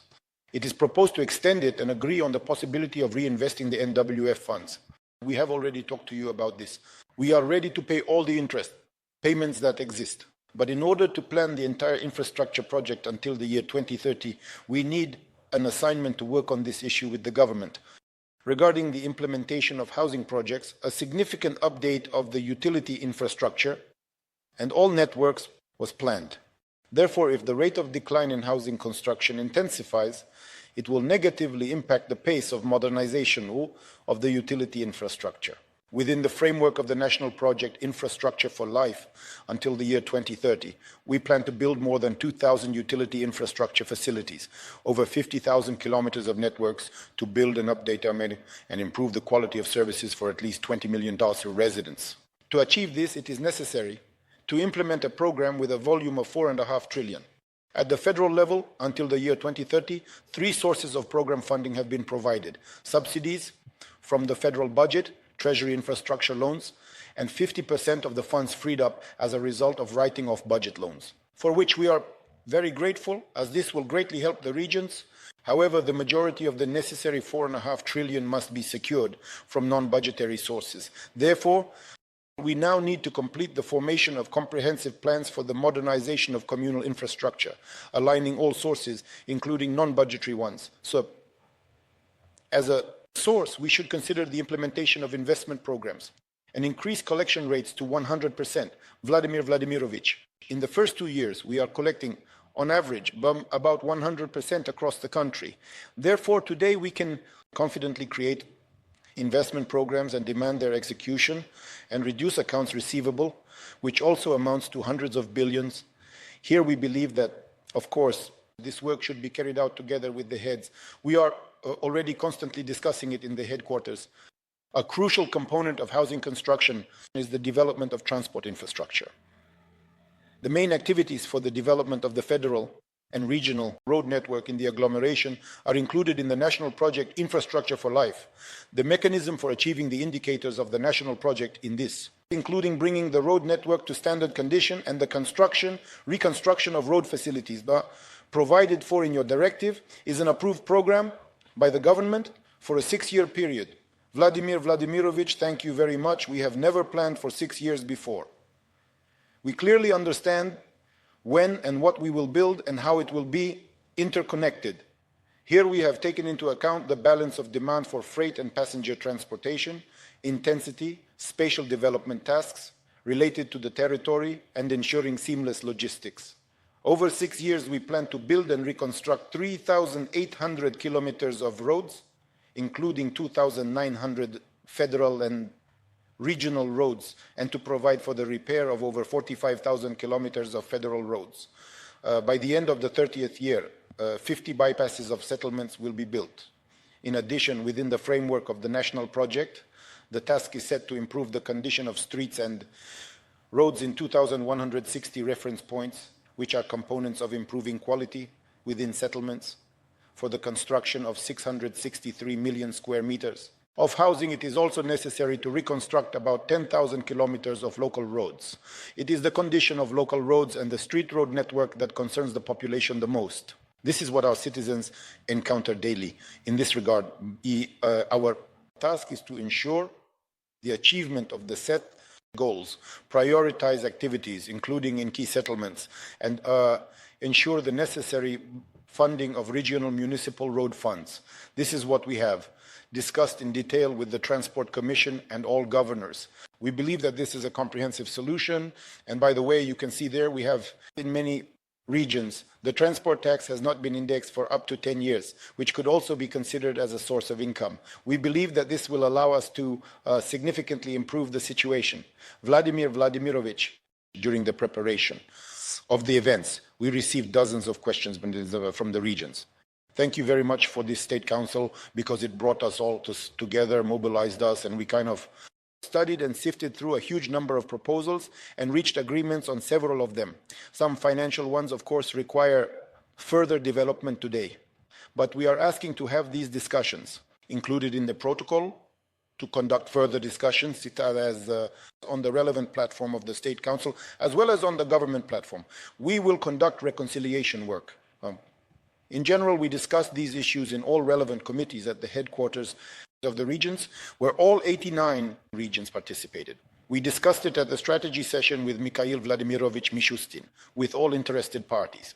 We constantly discuss the measures to enhance the resilience of the economy with the new Valentin Yurievich Koltsov. I would like to specifically express my gratitude to all colleagues who participated in this work. It's a huge task, Mikhail Vladimirovich, with volumes of processed materials and proposals. We gathered with Anton Eduardovich at the State Council platform, with Alexei Gennadievich Deyumin, discussing these issues every day, preparing very seriously, for which I thank all the colleagues. The government's apparatus was constantly engaged in this together with the relevant ministries, Minstroy, Mintrans, Minfin, and all those interested. By the way, we did a lot of work with the General Prosecutor's Office, conducted a regional headquarters on all housing construction issues by personal order of Prosecutor Krasnov Gori Viktorovich. And by the way, we agreed on many issues of regulatory regulation, set deadlines for when we will fix them at the regional level. Therefore, Vladimir Vladimirovich, the task is not simple, it's complex. For the first time, we probably approached such a complex issue comprehensively. The resolution or lack thereof of one task leads to the unresolved state of a whole range of other problems. But until now, we have managed everything. We very much hope that the issues we raised today will allow us to cope with the task set. For a huge thank you for your help, support, and the time you dedicate to this issue. The report is concluded. Thank you. Yes, indeed, there are a lot of questions. And I will repeat it again at the end. But now, since there is an opportunity, I will say it.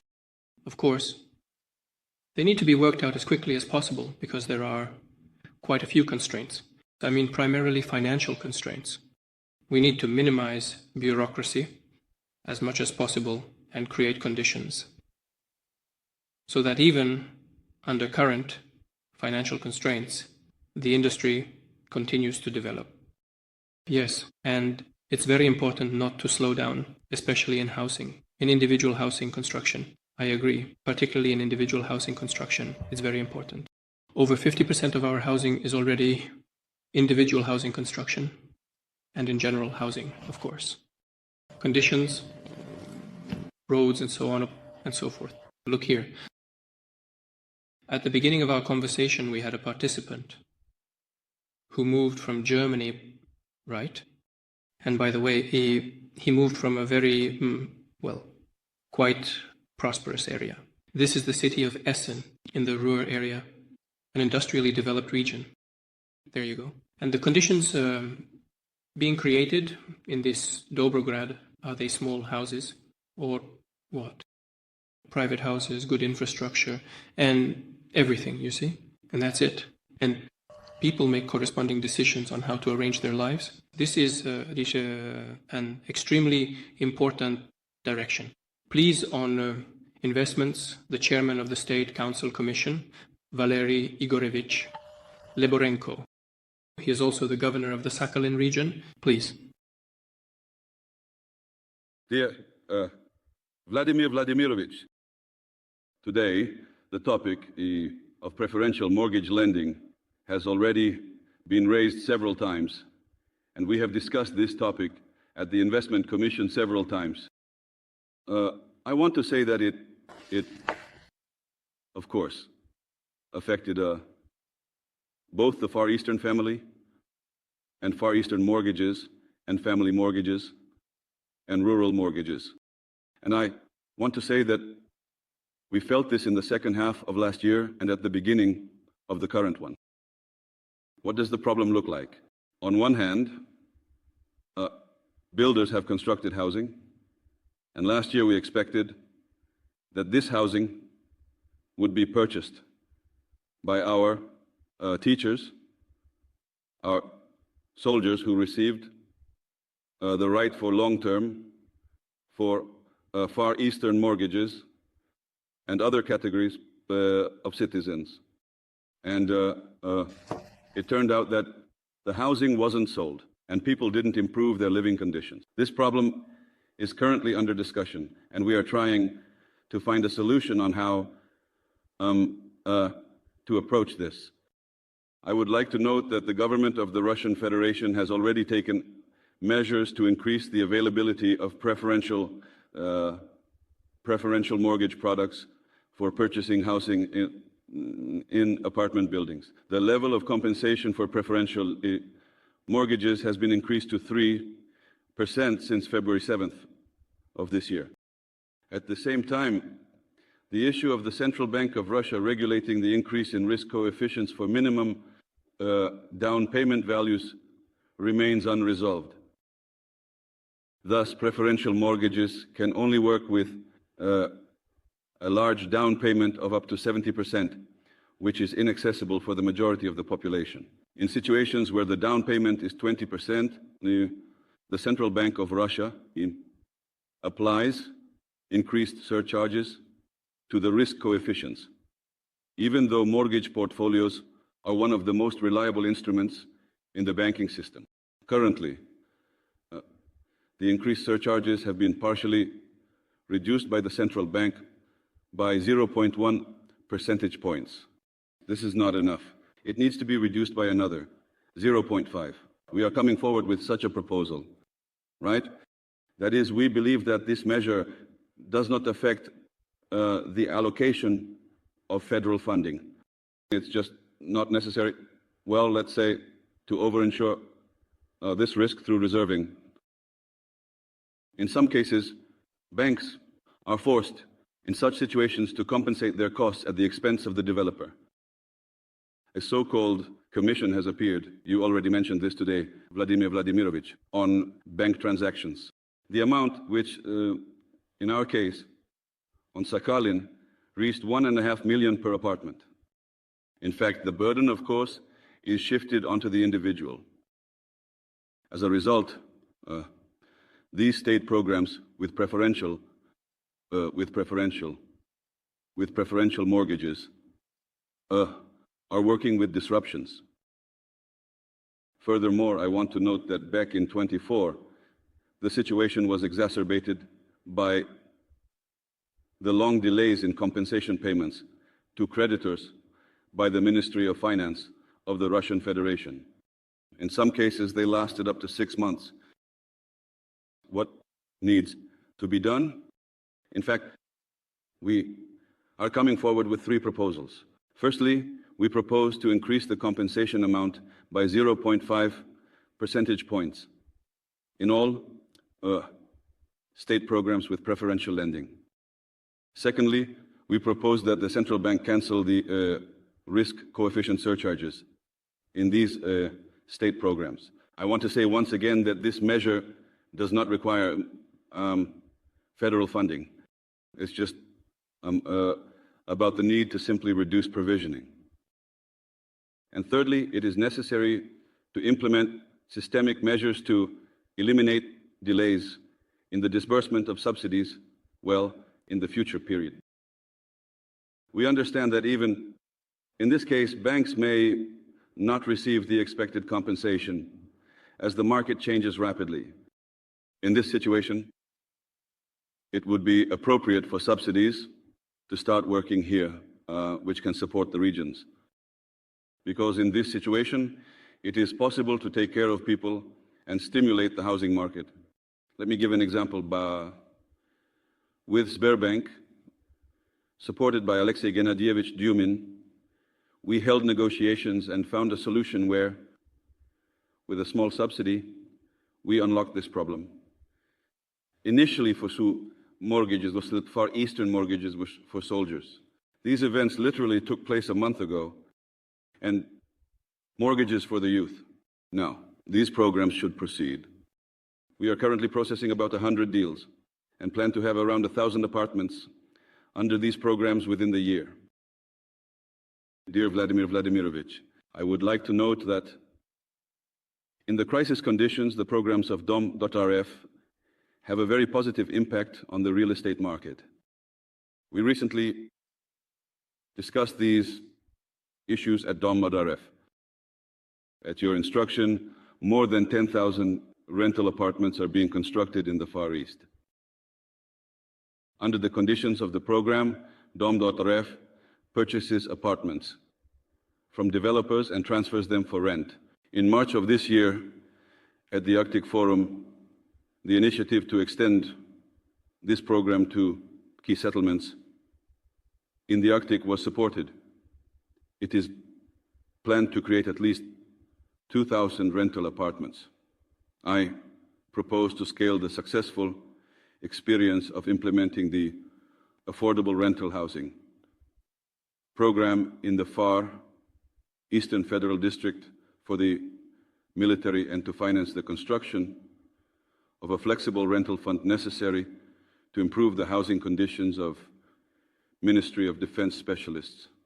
If you support this, the Sakhalian region is ready to become a pilot region and launch the first project of 300 apartments this year. We are currently discussing this project with colleagues. In conclusion, I would like to draw attention to additional risks regarding preferential mortgages. The fact is that banks, on one hand, provide money to citizens to purchase apartments, and on the other hand, they provide funds for project financing to builders. It turns out that if these apartments, which were planned under this program, are not purchased, financial problems will arise for the builders. These same builders are implementing programs related to housing that we acquire and to carry out programs for emergency housing. In this situation, the connection between these market participants may lead to a problem with the default of such builders, and behind these teams are jobs. So my thought is approximately this. Right now, we need to provide a little help through preferential mortgages so as not to disrupt the real estate market and to ensure that the process of improving housing conditions for citizens does not stop. Thank you for your attention. Thank you, Valery Ivanovich. I will definitely give the floor to Ilva Iskapzadne. She will find something to respond to you. She will present it all very beautifully. But both the down payment and bank reserves ultimately lead to a reduction in mortgages. And the economic authorities want the mortgage to decrease in order to improve macroeconomic indicators. Because this entire bloc, both the central bank and the government, believe that if inflation is not curbed, the entire economy and all citizens of the Russian Federation will suffer. This is simply a philosophy, a logic for solving economic problems. Nevertheless, we are also discussing this, and not just today, and different thoughts, and the situation is changing. By the way, the situation is gradually improving. Therefore, of course, I will give the floor to Ilva Iskapzadne, but a little later. Now, here is Andrei Yurievich Vorobyov, Data Economy, representative of this commission in the State Council, and Governor of the Moscow region. Please, Andrei Yurievich. Dear Vladimir Vladimirovich, first of all, I want to emphasize the importance of the decision you made, the opportunity for the Commission and the government to discuss all the most important and relevant issues. We regularly conduct discussions with regions and sectoral acts in the government on very sensitive topics. I have 3 points, and I would like to briefly address them. First, as part of the implementation of national projects, we are modernizing heating and water supply systems. Today, our Shchelkovo treatment facilities were demonstrated. As part of social gasification, which is your decision, we are extending gas supply to settlements. All this work is related to the need to create a project for each task, whether it's building a house, a factory, or laying a gas pipeline. A project for laying networks needs to be created. Today, considering outdated legislation, we, within the framework of the Commission on Digital Transformation, ask you to consider the possibility of giving us a pilot directive to do all this digitally. What does this mean? If I want to lay a gas pipeline or any other linear object now, I need to coordinate the project itself, Vladimir Vladimirovich, which takes about a year, give or take. There are at least 8, at most 10 approvals required. These include road services, Rossetti, Russian Railways, Gazprom. And everything is on paper. That is, I cannot do this simultaneously on a platform, only sequentially, because first one must stamp it, then the second, and so on 10 times. We discussed a solution with the government that will allow us to conduct a pilot. Our platform is ready in case you approve. And in the meantime, to not lose time and to ensure we are on the right track, we should prepare amendments to the Urban Planning Code, which will allow all regions to proceed with projects using this simplified system. We save time, we save money. And as a result, we are within the parameters of national projects, which are extremely important for your implementation. This is the first request. And in case we do this, I think it will be very great. A year and 14 days is a chasm. And the second proposal, Vladimir Vladimirovich, in your speech, and Rustam Nurgalievich, we all understand the importance of SNT and EZHS. I had the opportunity to report to you, and you supported the issue of common property. The fact is that today, if we live in an MCD, we have a stair landing, a playground, an entrance. This is common property, common territory. But in IZHS and SNT, there is no such thing, neither the road nor the barrier. And in this regard, since 22nd year, a bill was adopted in the first reading, Vladimir Vladimirovich. And my request to the Commission is to pass this law in this spring session.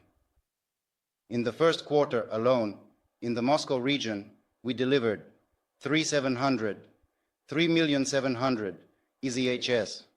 An order needs to be established there with the garbage. People demand, it's important to have order, cleanliness, and all this regulation, unfortunately, is extremely difficult today. We adopt the law with the onset of the summer season, the next construction.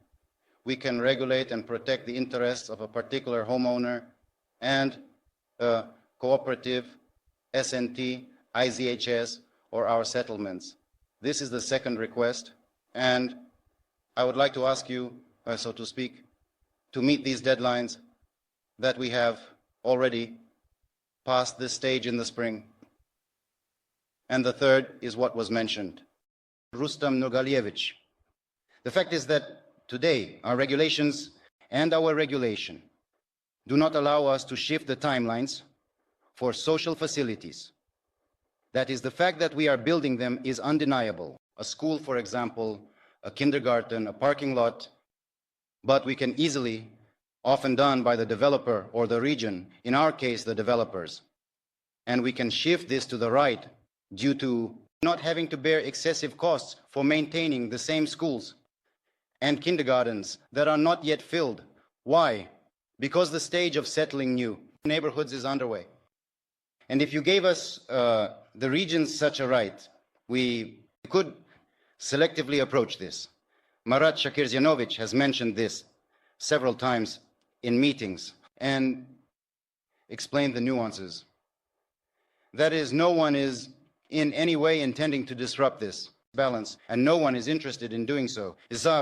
But when we rush to build social facilities, they then stand unused, and accordingly, money and expenses are spent on them. I think we could do what Rustam Nurgalievich was talking about here. This is very important support with a lot of money. For us, it's about 40 billion rubles for social construction per year, off budget, Vladimir Vladimirovich. And here's the second topic, which was mentioned by the Minister of Finance recently. It's about giving regions the right to different types of support. It could be social mortgages.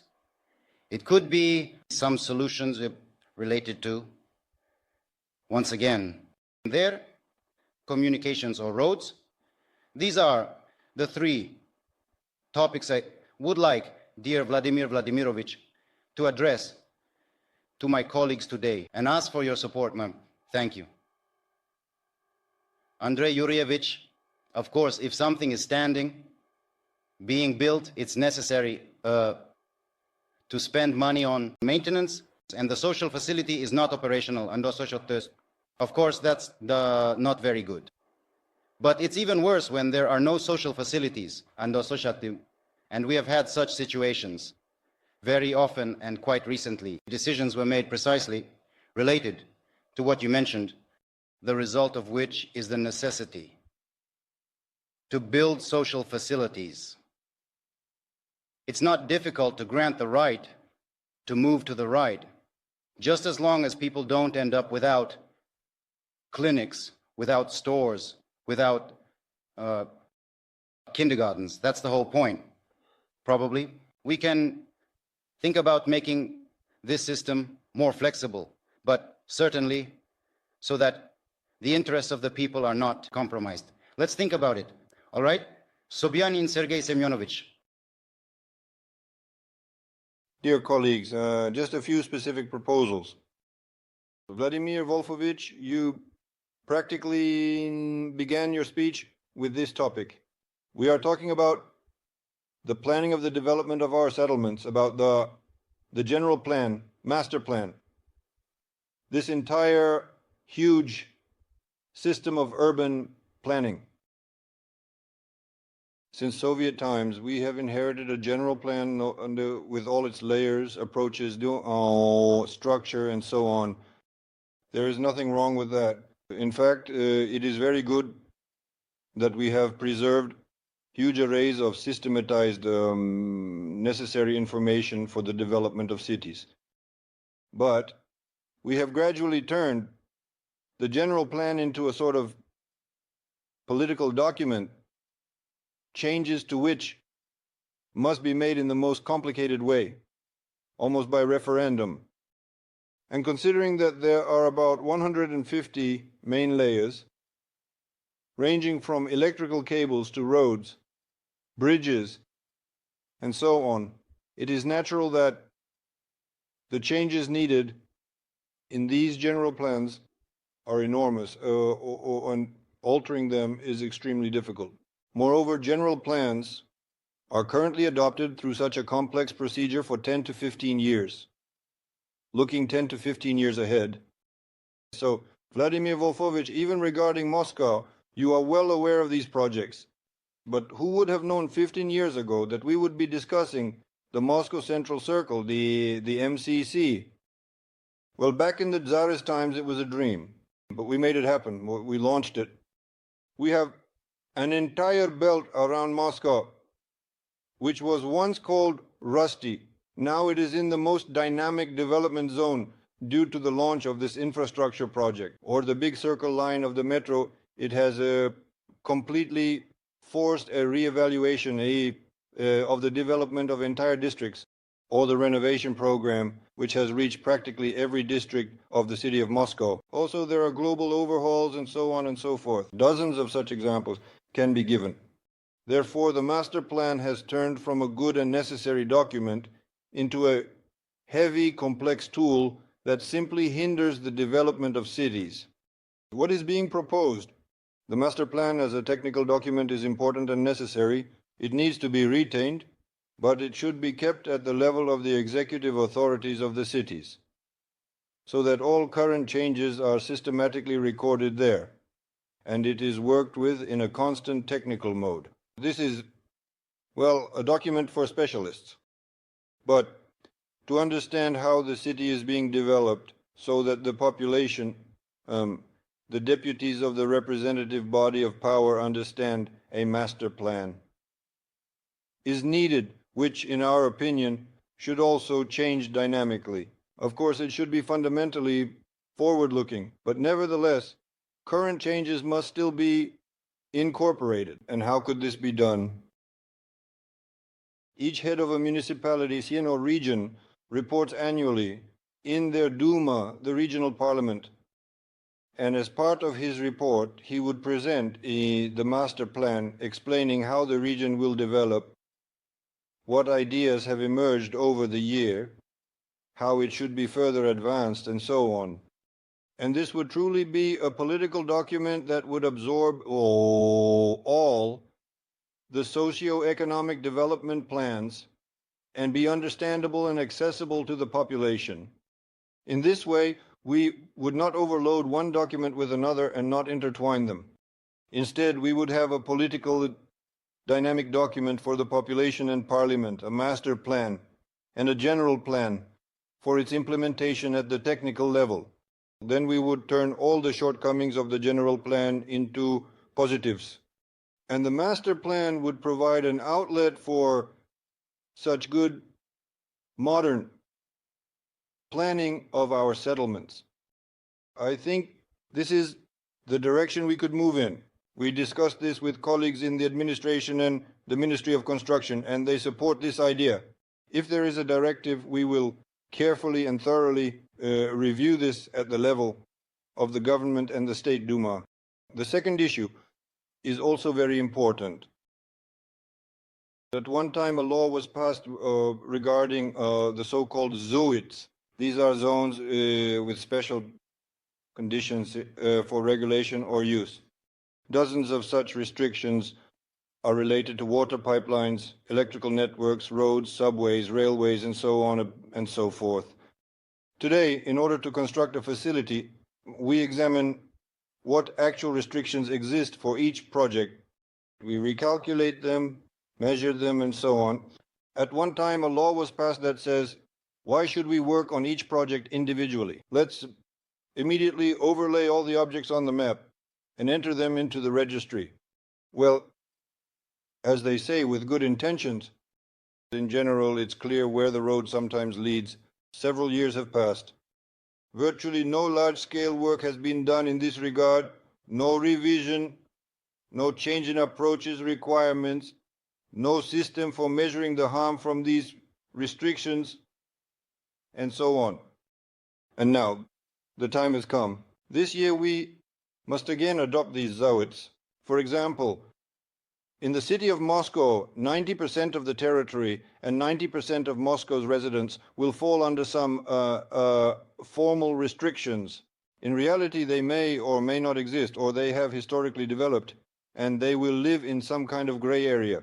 Whether their housing will be subject to demolition, compensation, or something else. This will raise such a multitude of questions that we simply won't be able to handle.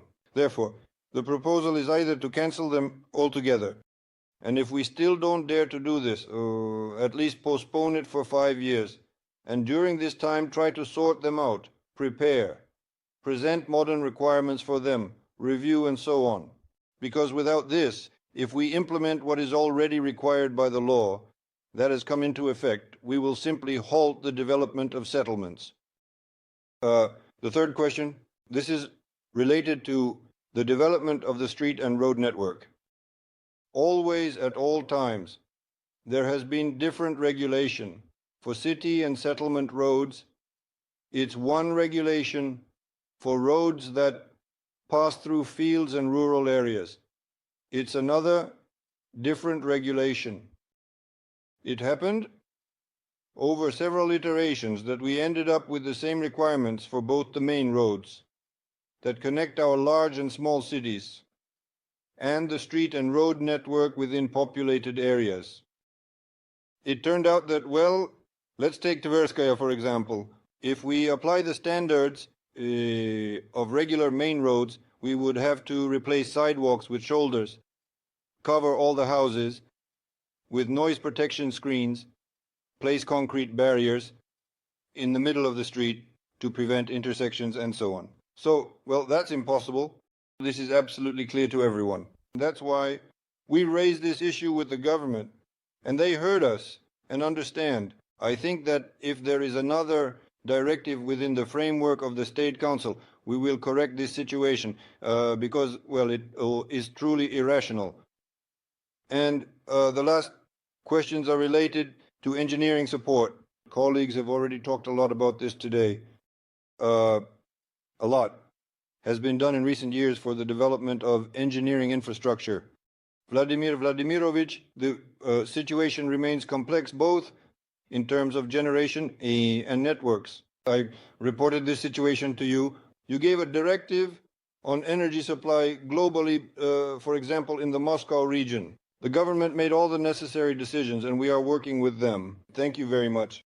But there are also local issues.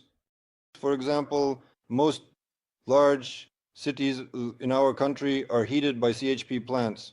This is a so-called combined cogeneration, where CHP plants produce both electricity for sale and heat for the population. Well, thank goodness it seems like an efficient system, but when these CHP plants enter competitions for the selection of projects for generation modernization, they lose because in addition to electricity, they will also have a thermal component. They are generally, well, more expensive than a regular hydroelectric power station.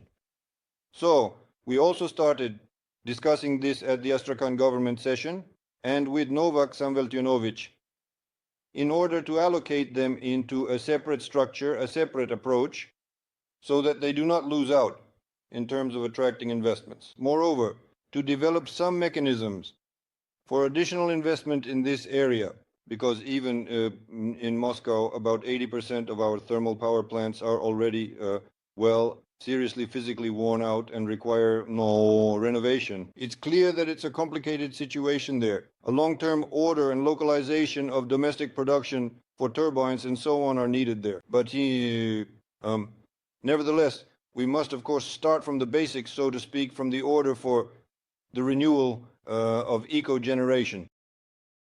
The situation with the networks also remains complicated.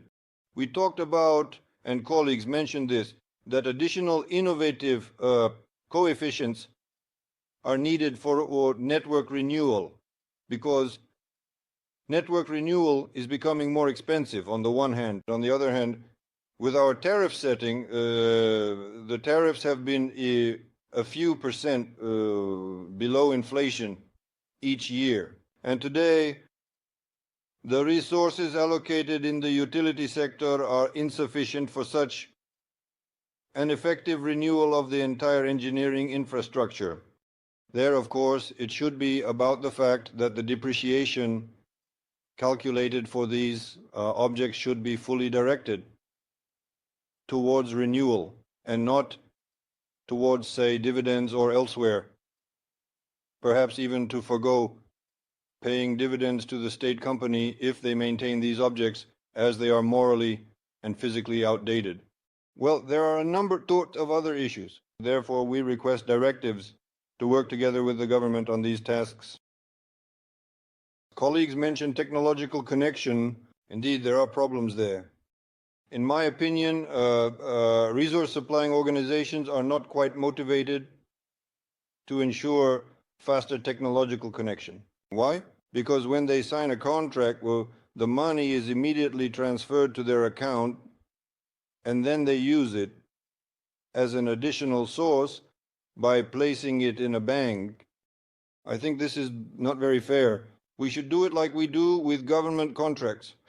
Advance payment, complete the work, fulfill it, and then transfer the money. Then they will be motivated to install faster, complete the work, and ensure that the technological connection is completed simultaneously with the commissioning of the same residential building or industrial base and so on.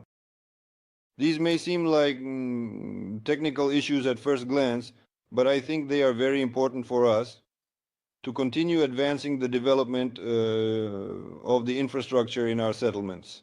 So overall, I support the colleagues who made proposals for the development of housing and engineering infrastructure. Vladimir Vyacheslavovic, thank you very much. Thank you, Sergei Semyonovich. One of the key issues.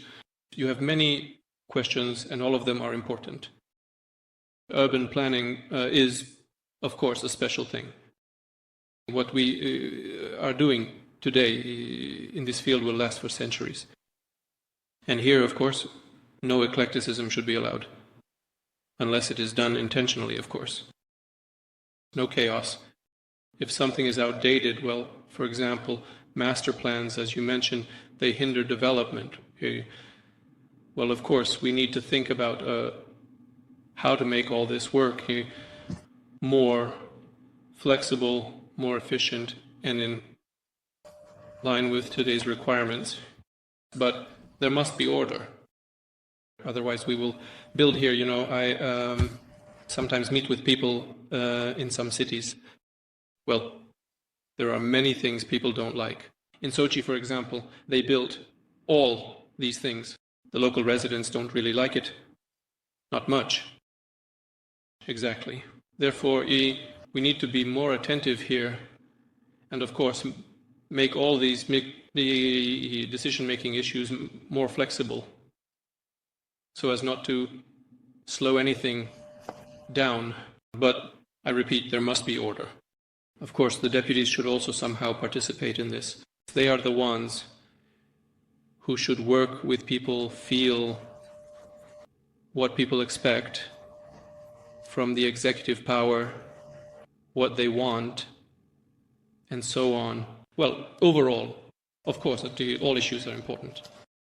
If it is necessary to postpone the implementation of some decisions in accordance with the law or cancel them altogether, I agree. Street and road network. Well, nonsense, of course. Honestly, I didn't even pay attention to the fact that barriers need to be installed in the middle of the streets or some noise-absorbing shields. But everything needs to be brought into compliance with common sense, of course. All right, colleagues, if anyone wishes to add something, but in any case, I would like to ask Elvira Sakip-Zadovna and Anton Jemanovic to speak. Elvira, please. Thank you. Good afternoon, dear Vladimir Vladimirovich, dear colleagues. Mortgage growth is indeed slowing down, but it will continue to grow. According to our forecast, it will increase by 3 to 8% this year. This is, of course, not the 30% growth rates we saw before, but it is still growth. And we assume that prices will not rise as quickly either. We can already see that, by the way, the rate of housing price growth has slowed down significantly in some regions. The situations vary across regions. And indeed, the sell-through rate of housing has decreased in some regions.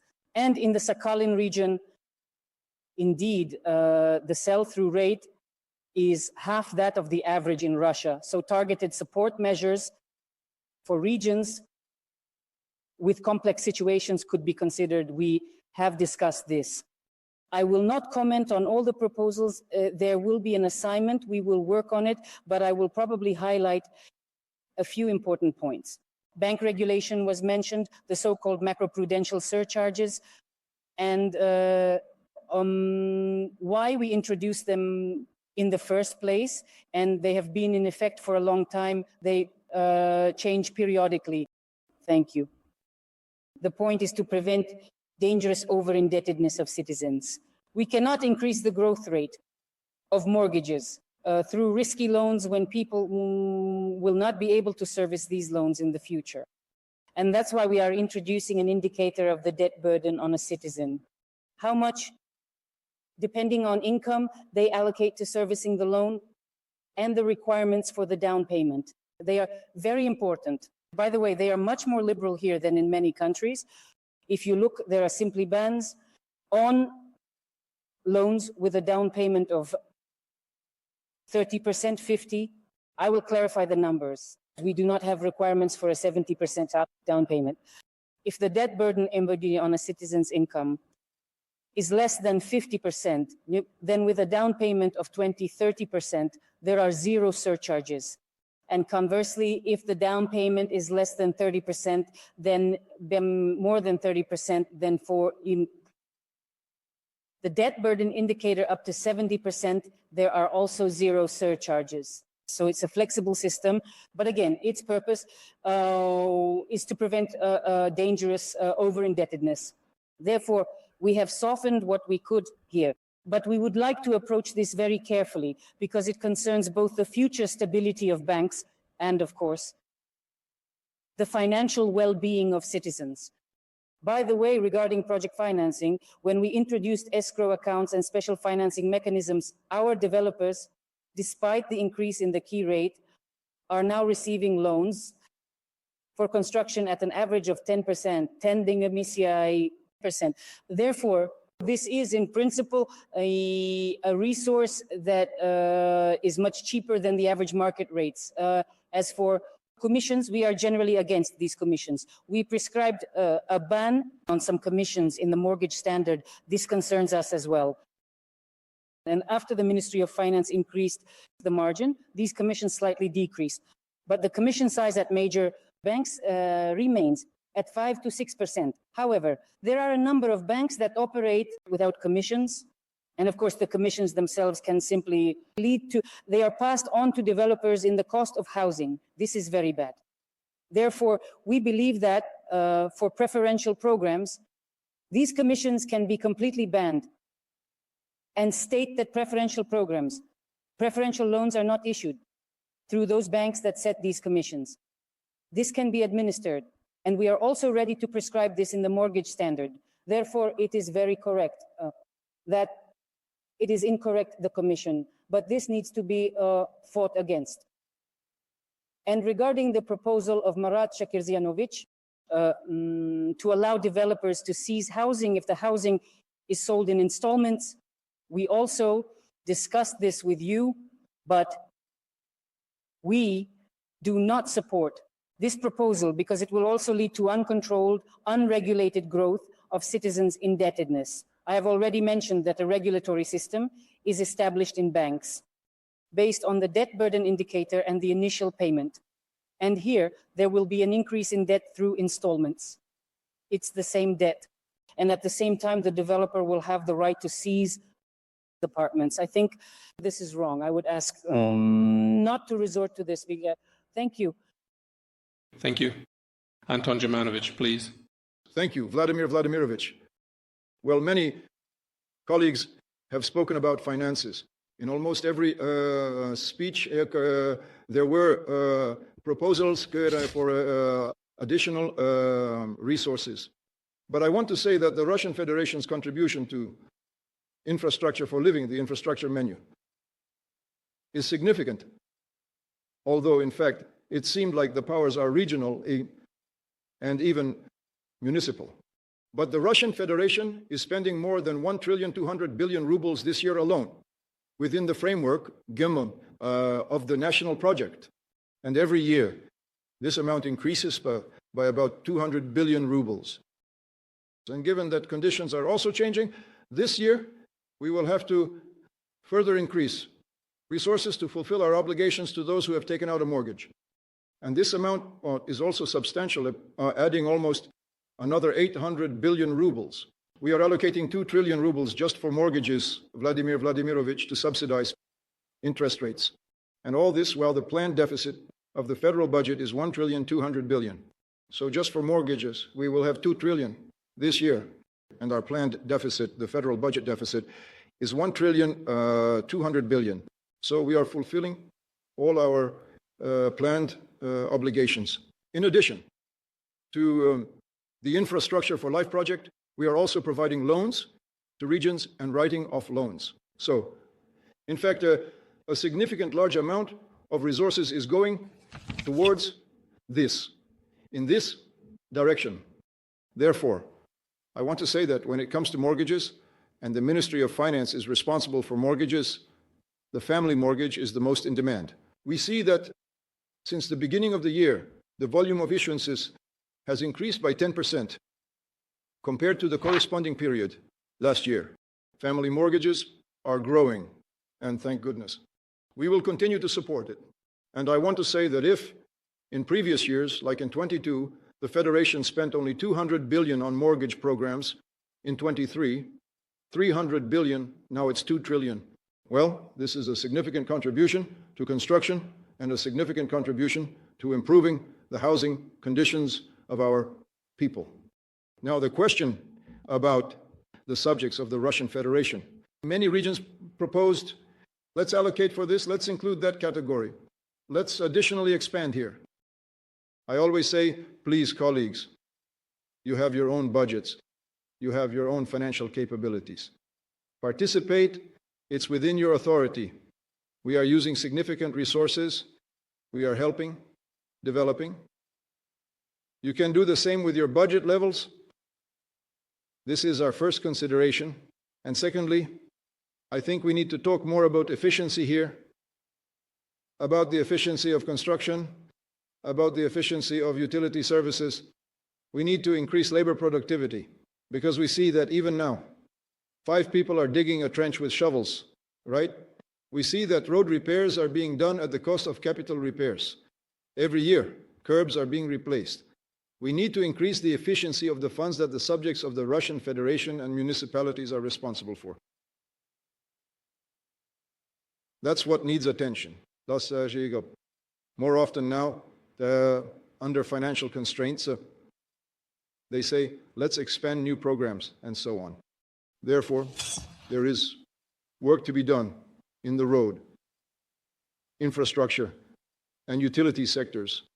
And I would urge colleagues from the regions to also make additional efforts to bring order to these sectors. Thank you. Thank you. Vitaly Lvovich, do you have anything to add? Vladimir Vladimirovich, well, everything has been said overall. In general, I would like to say just a few words that the current situation shows that, of course, housing is sold out as of today, and we have reached a good pace, almost like last year. In the last 2 months, we have been selling 1,800,000 square meters of housing monthly. And the mortgage that colleagues just mentioned, the family one, is currently bringing 200 billion into construction. Therefore, the first thing I would say is that I would ask, perhaps Elvira Alexandrovna spoke about this.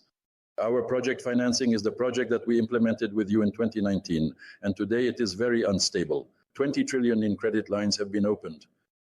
Currently, there is an outstanding debt of 8 trillion. The average rate is 10%, 49% for construction, and overall 8% for housing. I would certainly ask not to approach this first stable mechanism. There were proposals to allow refinancing from one bank to another, and these issues, of course, should not be touched. As for family mortgages today, I think the social sectors need to, it seems to me, we have been created by your decree and are working on demographic measures. We need to look here. Today, it is happening as follows. Colleagues mentioned Sakhalin. Its sales rates are twice as high compared to last year. He simply built more. But we have 49 regions and 28 problematic ones where sales have dropped. Take the Krasnodar region, for example. The structure of the housing they are building, Vladimir Vladimirovich, does not match the structure of society. People are not buying, not because they don't have money, but because 60% of the apartments are one bedroom. And the lowest housing availability today is for families with more than 2 children. We need to build a different housing structure. Here we should support subsidies for people to purchase larger housing. The most vulnerable are families. And our goal is to increase it to 33 square meters. And another point, of course, I would suggest today there was a lot said about infrastructure. Well, and was speaking, and today Rustam Nurgalievich also spoke, Vladimir Vladimirovich, well, the infrastructure bonds project, that put 26 projects, 24 regions, 52 projects. I reported to you, we have about 8 implemented, if only up to 300 billion to raise infrastructure investments. That's what we borrow on the market. Listen, 4 billion is all that's needed for the 3-year budget. Just 4 billion more to add is not something we don't know how much later. It's a fixed amount. It's I would ask, of course, you have the directive. Up to 300. We, Anton Georgievich, were given an additional 50, and you assigned a separate limit for the Far Eastern region of 100 billion. Now we have about 49 applications for 600 billion. These are neighborhoods where we are building utility networks, roads, social infrastructure, attracting from the market borrowing. Well, I would like to address this as well in rental housing. Colleagues mentioned today, and there is an appeal from Rostec. I want to tell you, we are working calmly. Besides the Far Eastern rental with the military industrial complex, where the factories themselves are, where there are many discussions and directives, we met with Rostec. I proposed this program. We are ready to borrow from the market to build this housing, but we need to know who will rent it with the option to purchase in the future. We currently have 1 million square meters of rental housing. This is not the market, not a mortgage support measure. I would also like to ask perhaps on this topic, and Sergei Semyonovich mentioned the master plan, Vladimir Vladimirovich, but you have a directive for 200 master plans that we need to create. As they say, the evening is approaching. We haven't started a single one yet because we can't sort out the legislation. At the Arctic Forum, you said, this is a high-level document. Sergei Semyonovich was right. It should define the population strategy, or a political document of sorts, visualized, that can be shared with people, and after it, simplified. Documents can be submitted, but we can't move forward because today we can't establish the legal basis for this document in urban documentation. Therefore, overall, I believe that the measure of support for demand today, which you mentioned at the beginning, of course, we are covering at our own expense on Marat's directive, Shekhar Kazyanovich, as well as the supervisory board. We have now allocated 2 billion rubles, 44 regions. Well, so far we are subsidizing 6 million square meters. We are doing this up to 12% in order to launch the project, because there is a certain threat that in the 27th, 28th year, there might be a slowdown and we might face, so to speak, a shortage of housing. But overall, the regions are very different and the developers are different. Overall, the situation is stable as of today. And in terms of the stability of the industry, the preferential mortgage that was in place, it certainly provided a significant boost for this year and the next. Thank you. Thank you. Thank you all. Here's what I would like to say. Well, it's quite obvious. Healthcare, education, housing, these are fundamental things. The foundation upon which the life of almost every person, practically every family, is built. Therefore, this is the most important direction we considered today. Along with housing, all construction, in the broadest sense of the word, roads, resettlement of emergency housing, and so on. And, of course, these issues could be discussed until morning. But a very large amount of work has been done, I see, from these reports that you have made.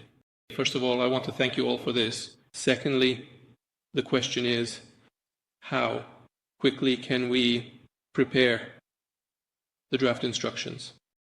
Now, I would like to ask Oreshkin to say how much time it will take to finalize Maxim Stanislavovich, and then everything needs to be implemented at a fast pace, precisely at a fast pace, because with the improvement of macroeconomic indicators, I hope it will be so. It is heading in that direction. That's the trend. That's it. The conditions will generally change, but we have a good reason to work on the entire set of issues in such a way as to create the most favorable conditions for the development of the industry. we discussed today. Maxim Stanislavovich, how much time is needed to work with both the government and the regions? I think considering all the approvals, about a month. Well, let's not take longer than that. I understand that this is a case where time is needed because many questions that have been raised, and each one is important and needs to be addressed. Such things are not decided offhand, that's for sure. But let's definitely get it done within a month. And then we need to set deadlines for implementing everything planned. I will certainly ask. I also ask the Prime Minister to take control over the execution of what we have finally agreed upon. Thank you. All the best.